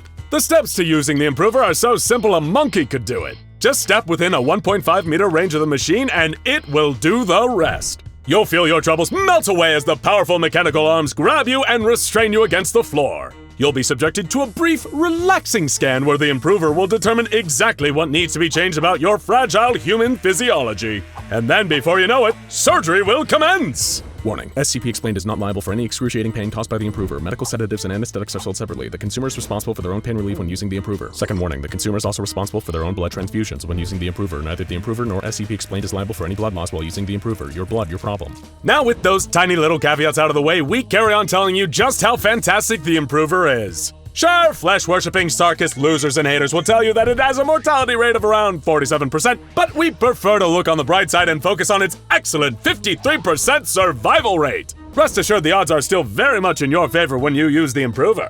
And doesn't adding a slight risk to the equation just make the whole process even more exciting? We certainly think it does. And in the reasonably likely event that you survive using the Improver, the benefits will vastly outweigh the costs. It can do incredible things like lining your joints with graphite, replacing your nasty flesh organs with more powerful artificial ones, adding new or duplicate organs, replacing those unreliable teeth with serrated steel blades, and so much more. Is there anything this absolute marvel of a machine can't do? Doctors hate it. The Improver is here to fix every aspect of your life and health with its simple, anomalous tricks. It even has a special sealant for wound closing that no medical professional on Earth has access to. What is it exactly? Well, if we told you, I'm afraid we'd have to kill you. It's a trade secret. You'd have to be crazy not to want the Improver in your home. But if for some crazy reason you still need to be convinced, let's look at some real success stories of the Improver in action. Straight from SCP Foundation testing logs. Listen close and soon you'll see the Improver literally makes satisfied customers. The Foundation put a 28-year-old African-American agent into the Improver of his own volition.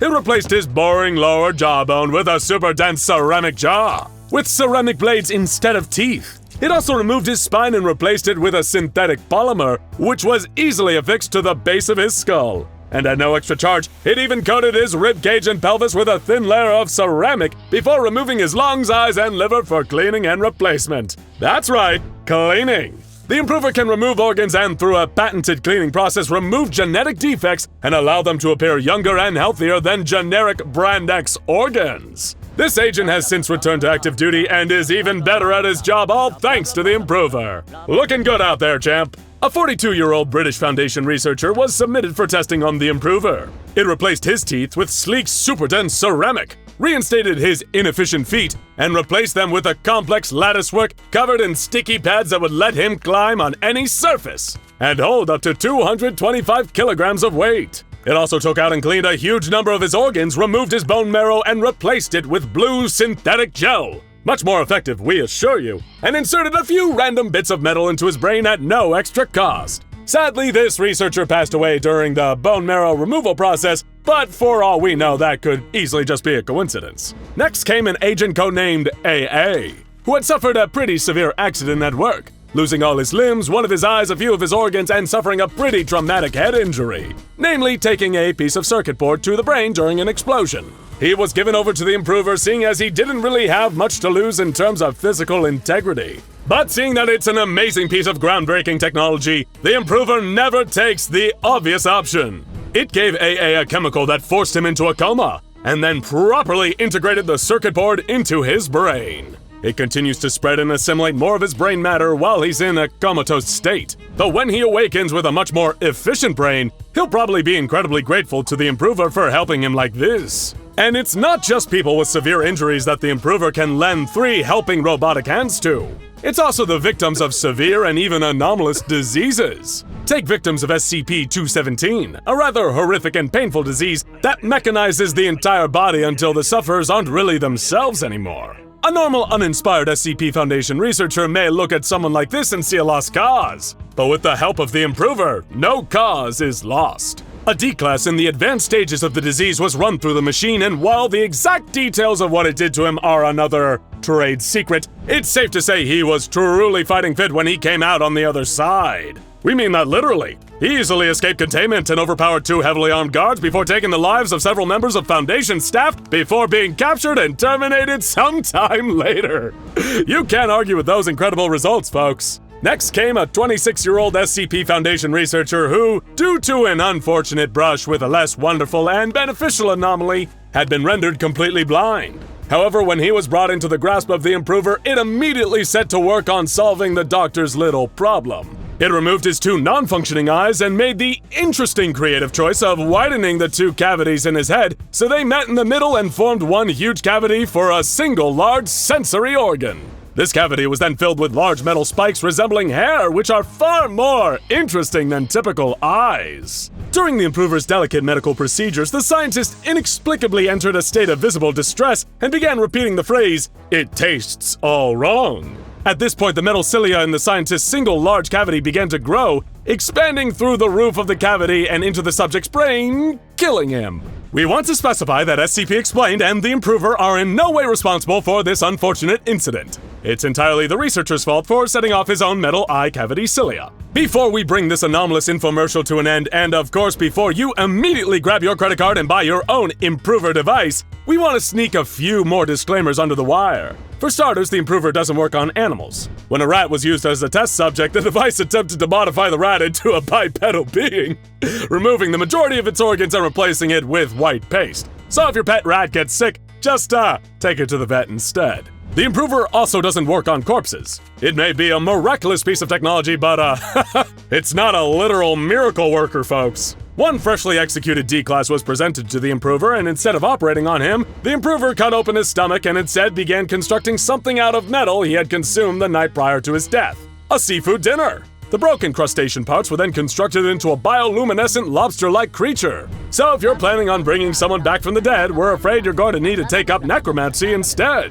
But if you haven't died yet and you're looking to improve yourself, then you cannot invest in a better product than the Improver. The one problem is that the only known prototype of the Improver is currently locked in an SCP Foundation containment site. So getting your hands on these 3 special arms may cost you your life. What? Who said attaining perfection would be easy?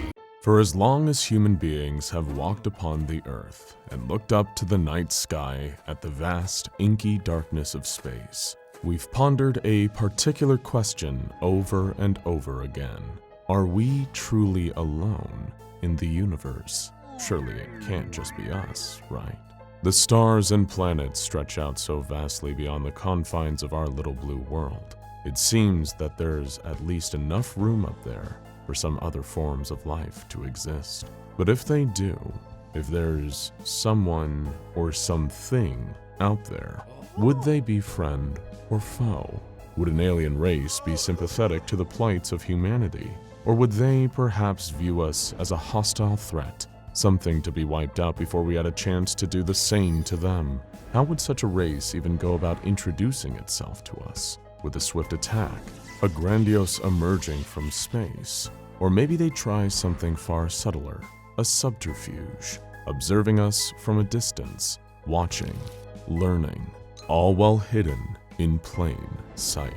To answer these questions posed throughout the ages, the ideas that have inspired generations of science fiction writers, perhaps we should turn our gaze away from the stars. Let's start our story by instead looking at something smaller, something that might be the exact opposite of the incalculable vastness of space and all the mysteries it holds.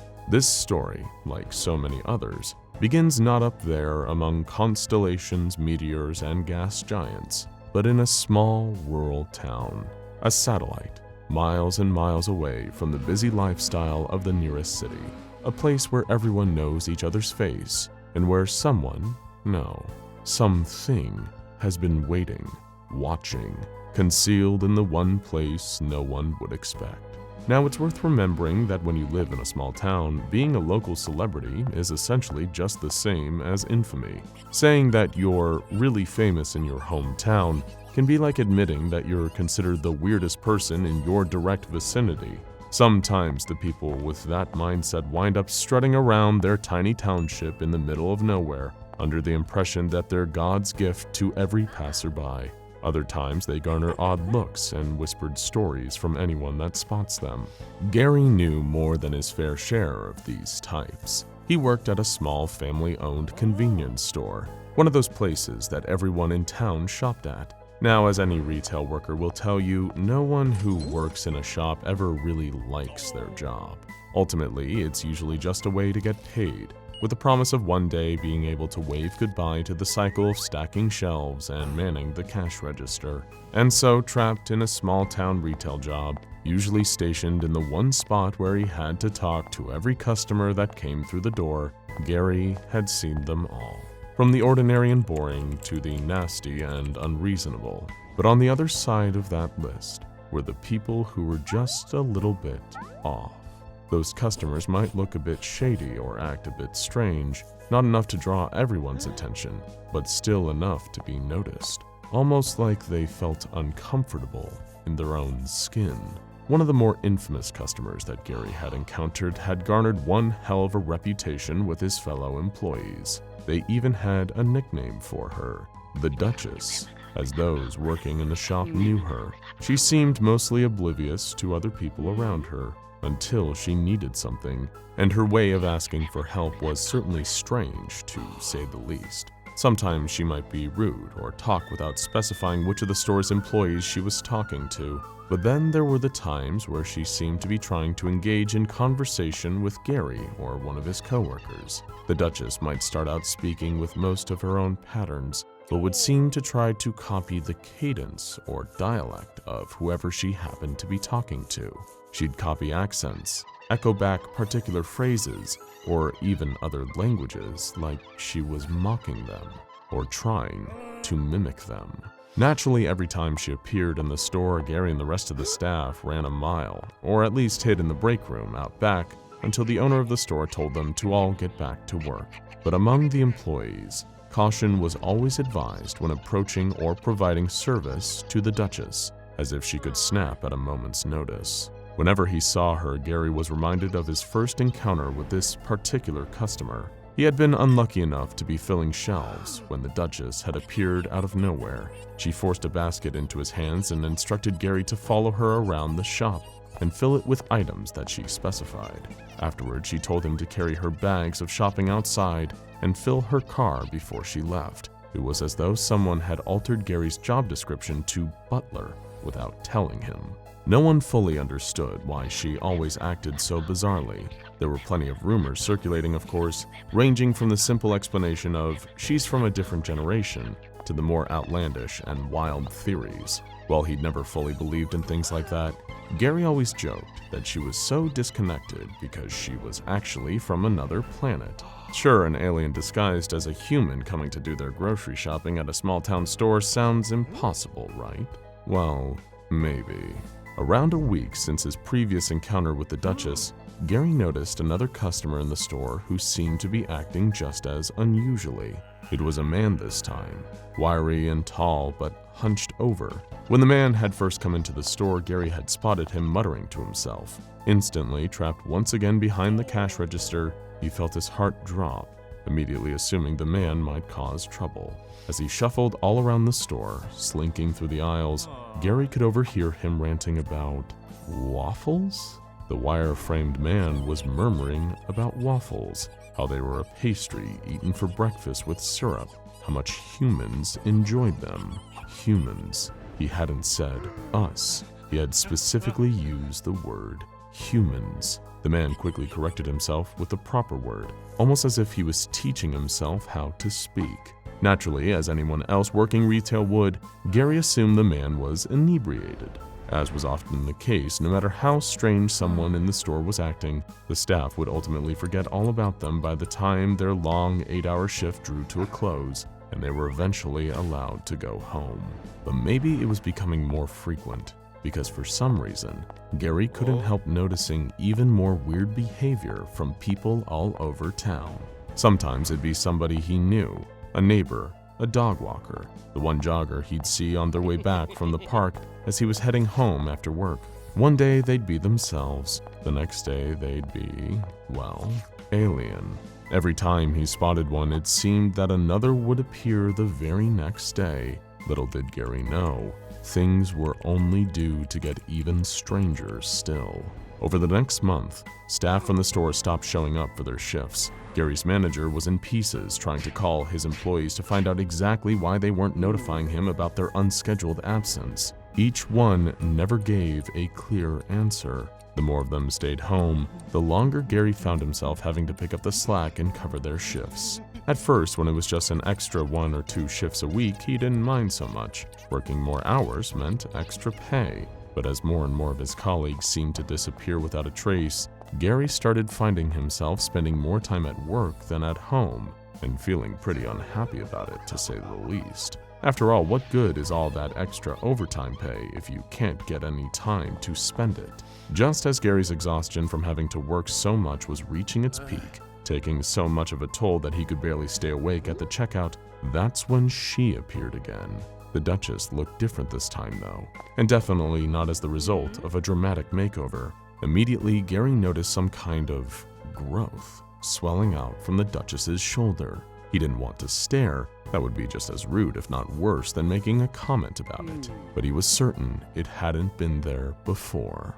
On this particular day, the Duchess had seemingly also decided to be more unreasonable than usual. Instead of just making Gary carry her groceries out to her car again, she was insisting that he bring them all the way back to her house. Naturally, Gary told her what any reasonable person would, explaining calmly that he couldn't leave the store during his shift, in the interest of putting his own safety first. Wrong move. The Duchess didn't seem to understand the concept, repeatedly stating that this was non-negotiable. Now, when someone in Gary's line of work is faced with an unreasonable and unusual request, the only person that can come to their aid is their manager. Unfortunately, a long debate with the Duchess was a battle that Gary's boss just couldn't win. Eventually, after talking in circles with the Duchess, the store owner folded, telling his employee to do as she asked, while he stayed behind and watched the cash register. Begrudgingly, Gary picked up the Duchess's groceries as she led him out of the store. Big mistake. Although it wasn't far and Gary wasn't really listening, the strange customer seemed to be talking about a gathering she was hosting, with a group of local townsfolk waiting at her home. Sure, that sounds normal enough for some small-town folk. When there's limited number of people who live near you, loving thy neighbor usually becomes your only option for socializing. But Gary wasn't expecting the sight that awaited him when he arrived at the Duchess's house. Just as she had said, there was a huge group of locals there, all of them milling around idly, staring at Gary with wide, unnerving eyes, not blinking as he carried the groceries indoors. As if that wasn't strange enough, almost all of them seemed to be sporting the same type of growth as the Duchess, bulging out of their shoulders or just visible under shirt collars. Just like back in the store, Gary tried to force himself not to stare, never letting his eyes linger for too long on one of the silent staring townsfolk or their strange protrusions. But maybe he would have been safer if he'd stared. Maybe he would have noticed the group of them huddling around him, shuffling closer while his back was turned. If he stared, he might have spotted the hands reaching out towards him, and he might even have seen what looked like his co-workers, the friends he had from the store, all huddled at the back of the room. As far as his boss knew, Gary returned within a few minutes, followed shortly by the rest of his staff. The store owner spent a few minutes angrily berating them for not showing up to work on time, not thinking to question where they'd all been or why they all came back to the store when Gary did. Each of his employees simply stood there, staring at him, hanging off every word, like it was the first time they heard a human being speak, or like they were learning how to. The truth was, neither Gary nor any of his colleagues made it back to the store that day. The things that came back in their place only looked like Gary and the others on the outside.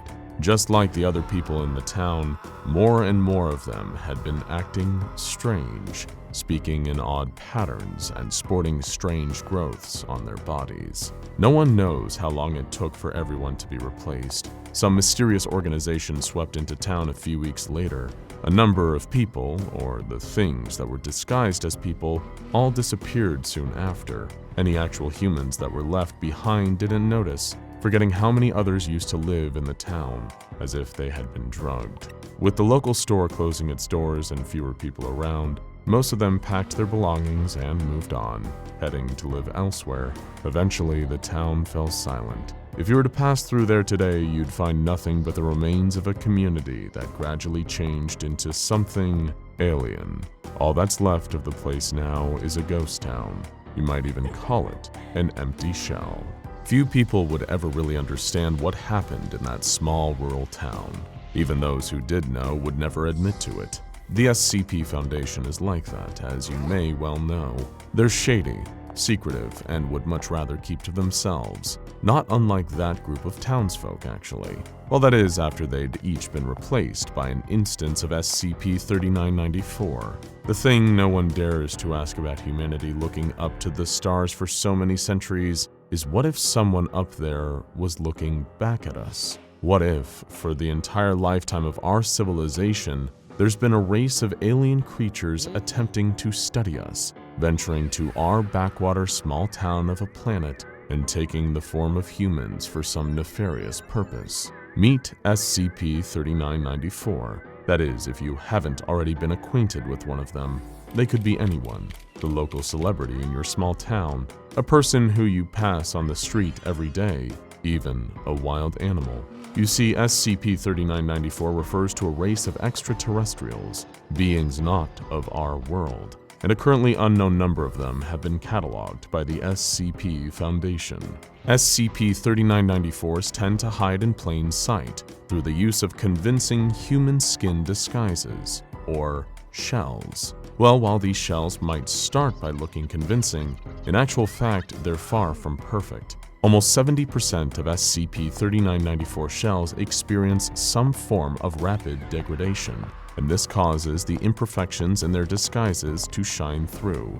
A deteriorating human shell usually results in a number of physical deformities. An SCP-3994 instance wearing its shell might appear as someone with a limb that twists and bends in an unnatural way, but showing no signs of actually noticing it. Alternatively, a person who seems to have a skeleton that doesn't match their external bodily proportions might also be an extraterrestrial in hiding. And then, there's the growths that some SCP-3994 shells have. These are severe malformations that resemble elephantiasis, a medical condition that causes certain areas of the body to enlarge. But just looking out for these tells isn't a surefire way of spotting one of these aliens. Not all their shells have the same levels of decay. In fact, the Foundation has developed subcategories of SCP-3994 instances based on how noticeable their shells are. Category A are SCP-3994s whose shells are almost impossible to detect, practically resembling human beings one-to-one. On the other side are the Category Cs, which are members of the same extraterrestrial species without shells. And between them, in Category B, are the ones whose shells are showing signs of decay. Another method the SCP Foundation has used to detect instances of SCP-3994 is speech. In almost 40% of conversations, these aliens will attempt to mimic the speech patterns of the human they are conversing with. This can be as blatant as SCP-3994's echoing back elements of speech, as hard to replicate as regional accents and dialects, different languages, or specific phrases unique to the person they're copying. While in some instances, SCP-3994s have shown difficulty with grammar and syntax at first, they seem to be quick learners. Couple that with almost perfect shells in Category A, and these alien visitors could prove to be formidable infiltrators. Researchers even discovered telepathic communications between instances. Eventually, though, all SCP-3994 shells do inevitably decay. This usually takes around a year, as their human disguises gradually dissolve until the creature beneath is eventually exposed. That's where the various protrusions, misshapen body parts, and other signs of decay come from. It's not that SCP-3994s are intentionally walking around with noticeable shells. It's that they can't prevent their shells from eventually withering away until their true self is put on display. And what do they look like under their disguises? Are they tall, slender, gray-skinned beings with long heads? Are they tiny little green men piloting human-sized robot suits? Could they even be bulbous creatures of living calcium with huge claws kept concealed and compressed in skin suits with zippers hidden under their hairlines? Well, no to all of these. That'd be terribly cliché, don't you think? Beneath their rapidly decaying shells is a viscous pulp-like substance of formless and unquantifiable composition. Without their disguises, SCP-3994 have no regular shape, no skeleton or body structure. Underneath, each of them is just an indeterminate mass that drags itself around aimlessly. So the one question that remains is, why? Why come to Earth? Why replicate and replace innocent humans? Why spend so much time trying to learn how to blend in as part of a civilization, like sinister imposters among us? Well, the ones in Foundation captivity seem to be pretty eager to leave. During multiple incidents, they have been known to create shells that mimic the appearance of security staff, scientists, and other Foundation personnel in order to orchestrate their escape. All the while, they've been showing themselves capable of learning how to impersonate human speech and mannerisms. But what is it all for? The best answer is, we don't know. Or rather, we don't know yet. Could they be here to study humanity? Do these SCP-3994s want to learn how to be more like us for their own benefit? Think about it. If you had no shape, no body, if you were just a formless mass, wouldn't you feel a little lonely? SCP-3994s, like humans, might be social animals. The difference is we can hug each other, high-five each other, converse, form meaningful connections through talking and touch. It could be that's where these extraterrestrial imposters want, why they decided to venture across the stars to live among us. That'd be nice, right? But then there's the other explanation. SCP-3994 are an alien army hiding out on Earth, learning more and more about us, day by day. The more they learn, the better they'll get at copying us, walking, talking, and acting no different from any other human. The Foundation doesn't even know just how many are out there. Soon they could have perfectly mimicked every language, every culture, every person on Earth. And what happens then? What happens when we all get replaced? Well, at that point, the planet would no longer belong to us. It would be the new home for SCP-3994. You'd never think that one of the SCP Foundation's methods for locating new anomalies begins with a spiderweb. Imagine a humble, intricate cuckoo clock, cocooned in silk, its hands straining against time itself, moving ever backwards. On closer inspection, the markings on the clock were written in a strange language, one that we've never encountered before. They were carved into the wood in completely alien characters, but the spiders, they didn't want to go anywhere near it. Eventually, we sent in some D-Class personnel to retrieve the clock for further study, but that was a mistake. The second they touched the clock, they began to shriek and convulse. All the guards could do was watch through the glass dividers as the D-Classes changed, aging in reverse at a horrifying speed. Men becoming boys, boys becoming babies, until all that was left was a puddle of unpleasant fluid on the tiles. Would you believe this was still probably one of the nicer anomalies we've received? Pay close attention. You wouldn't have gotten this far if you didn't show potential. The Foundation sees something in you, but don't get complacent. Over 20% of personnel don't survive their first week of direct contact with anomalies, and most of them thought they were too special to end up as a statistic. You've been assigned to SCP-848. Oof, I hope you're not afraid of arachnids. You might actually recognize these, well, aside from the unusual size. We've run the numbers. They're approximately 15% bigger and faster than your average specimen of Nephilia clavipes, better known as the golden silk orb weaver or the banana spider. And as you can see, their webs are extremely impressive. 5 meters across in every direction, an exquisite construction made of extra strong silk, unlike anything you'd ever hope to see outside these walls. They're almost big enough to catch a person, don't you think? Don't get too close. If you just brush against one of these threads, you might get stuck. And then you'll hear it, the skittering of needle-sharp legs crawling towards you, clicking their mandibles as they prepare for their next meal. Oh, don't look so afraid. It's just a little Foundation fun, ripping the new recruit, you know. While these spiders may be anomalously large, fast, and strong, they don't show any aggression to humans. They pose no real danger to you. I just wish I could say the same for the poor things that get caught in their webs. Let's take a look, shall we? Of course, there are the usual suspects: moths, flies, miscellaneous insects. We've recorded over 300 different species of terrestrial insects trapped within the web of SCP-848. Even ones that have no earthly business being in this corner of the world. But those are of least interest to us, frankly. You see, this web isn't just hanging in the corner of a room. It's anchored to a point, one that exists across an unknown number of dimensions and timelines. And when someone like that becomes a spider's hunting ground, it's going to catch more than flies. Take a look at this unusually large cocoon over here. When that creature first manifested, it was an enormous dragonfly with a meter-long wingspan. It's a creature that hasn't existed here on Earth for over 150 million years. As you're probably aware, dragonflies are the most efficient predator in the animal kingdom, so one that size would be capable of inflicting some real damage. Its thrashing tore through multiple strands of web in the process of its manifestation, until the spiders zeroed in and injected their venom. It's important that you understand this is a passive anomaly.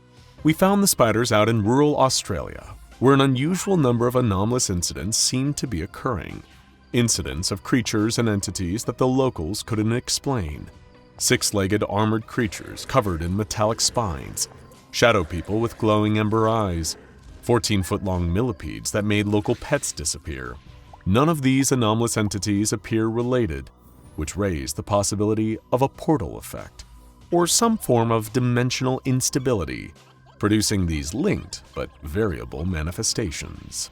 Even the deployment of Scranton reality anchors didn't seem to lower the amount of anomalous incidents occurring out here.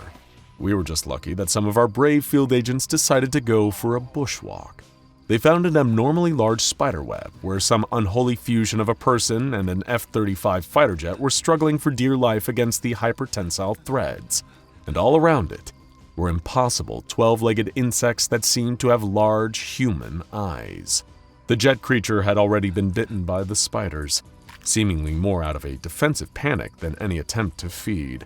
The 12-legged anomalous insects were much more their speed. By the time we extracted the plane creature from the web, it had already succumbed to the venom. We incinerated it after the autopsy. Each of the individual spiders were captured and brought here to this containment chamber. The original web was destroyed with bolt cutters. Interestingly, the Hume level of that area increased substantially once the web was destroyed. That's how we found out that the web itself seemed to be some kind of unintentional dimensional conduit. Sure enough, when the spiders were freed into this containment chamber to rebuild their web, it immediately lowered the Hume level in the exact same fashion. Fascinating, isn't it? But given that SCP-848 is your new detail, you're going to need to know a little more than this. Since we contained it 15 years ago, this anomaly has killed at least 50 members of Foundation staff. And if we counted D-Class, you'd be looking at triple digits easily. But we don't count them, do we? While the web itself is a passive anomaly, and the spiders pose no risk of containment breach, the unpredictable nature of what can manifest within it day to day has still warranted a Euclid classification. The manifestation rate itself can also be highly unpredictable. I would probably take note of that. Generally, on the low end, you're looking at a single anomaly per week, on what staff have taken to colloquially calling Hell Weeks. Up to a dozen anomalies can manifest each day for multiple days in a row. Let's just say that's not exactly an ideal situation to be in.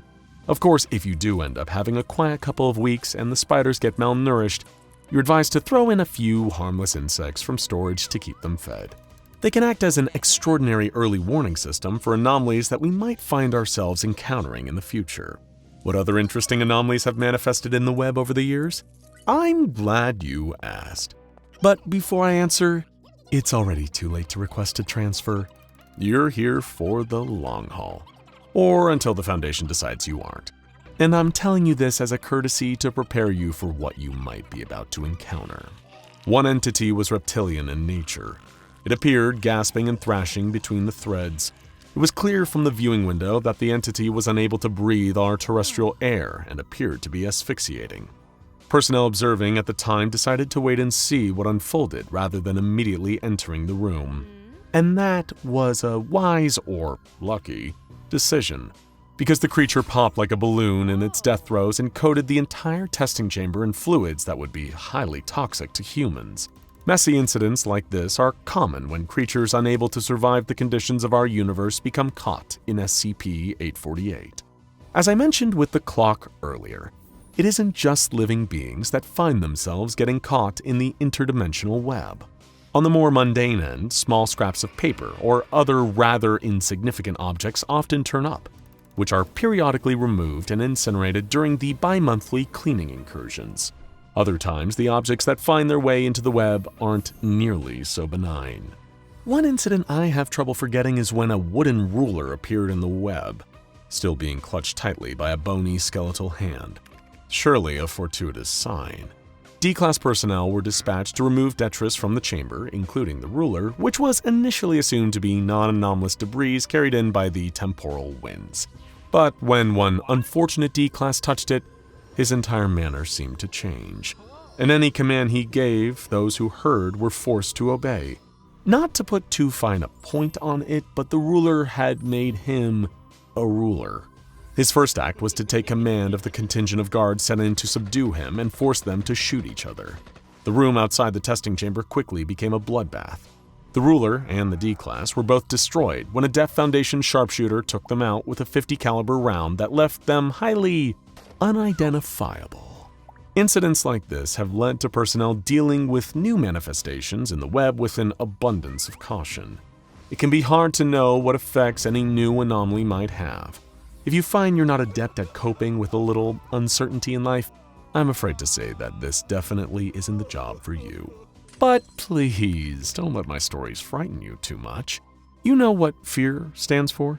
It's false evidence appearing real, which is to say, one should always doubt their perceptions while in a fearful state. Instead, engage with caution. Fear leads to irrationality, and that very irrationality can be a tool that dangerous anomalies can use against you.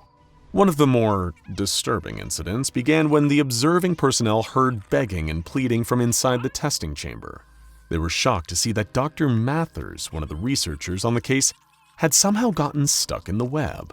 Given that Dr. Mathers is an older gentleman, The guards were naturally concerned that the defensive bites from the spiders might be ruinous to the doctor's health. 2 guards opened the sealed door and rushed into the room to help. But by that point, it was already too late. Mathers harmlessly stepped away from the web, which he appeared to have cut through with what appeared to have been a rusty hand sickle.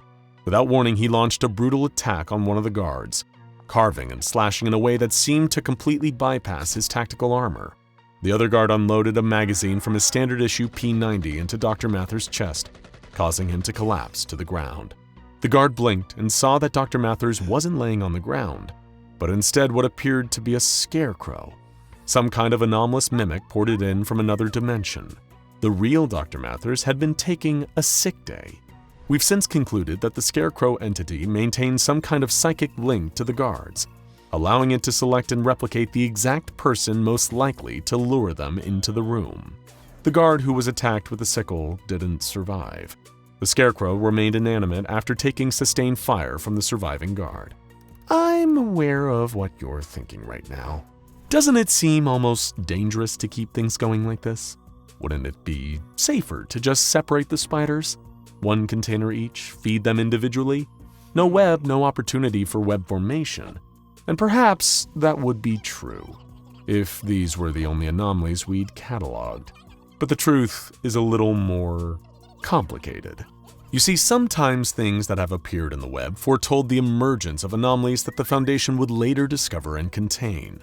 This has given us an advanced warning system and the opportunity to develop valuable and realistic countermeasures before things get too out of hand. In one instance, there was a dead, elongated humanoid creature with no face that emerged into the web. The spiders seemed to avoid it instinctively, not out of fear, but because they somehow sensed that it contained no nutritional value whatsoever. Our researchers studied the creature extensively and found that the most striking clue was in its worn and tattered clothes. It seemed to be an IKEA employee uniform. We first discovered SCP-3008, the Infinite IKEA, less than a month later. On another occasion, researchers were shocked to see that a series of crumpled Polaroids were stuck in the web. Each one seemed to express some moment of extreme elation. A man getting married to a beautiful woman. A woman being handed a several billion-dollar check from the Utah State Lottery. A couple pushing a child back and forth on a swing. This seemed to foreshadow the later discovery of SCP-978. The Desire Camera, a Polaroid camera capable of depicting a person's greatest desire in whatever photo is taken of them.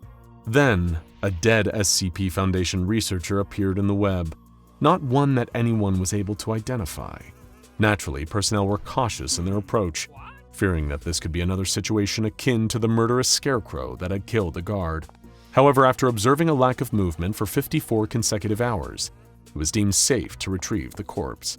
That was when the real revelation began. While the person was not traceable on any Foundation records, ID documentation on his own body said he worked at Site-13. We did not have a Site-13. Stranger still, his cause of death was a shot in the back of the head, consistent with standard issue Foundation guard sidearms. This was our first warning for the emergence of SCP-1730, the terrifying interdimensional Site-13 that would appear a number of years later. And who knows, really, what will be the next anomaly the web will help predict. I hope that through all of this, you've learned to respect the web. It can end your life in an instant, or it can save you, if you keep your wits about you. After all, we can never really know what we'll find tangled up amidst the threads next. Now check out SCP-4663, 3D printed spiders printing printed printers printing spider printers, or Rick and Morty more powerful than SCP Foundation Mad Scientist Battle for more.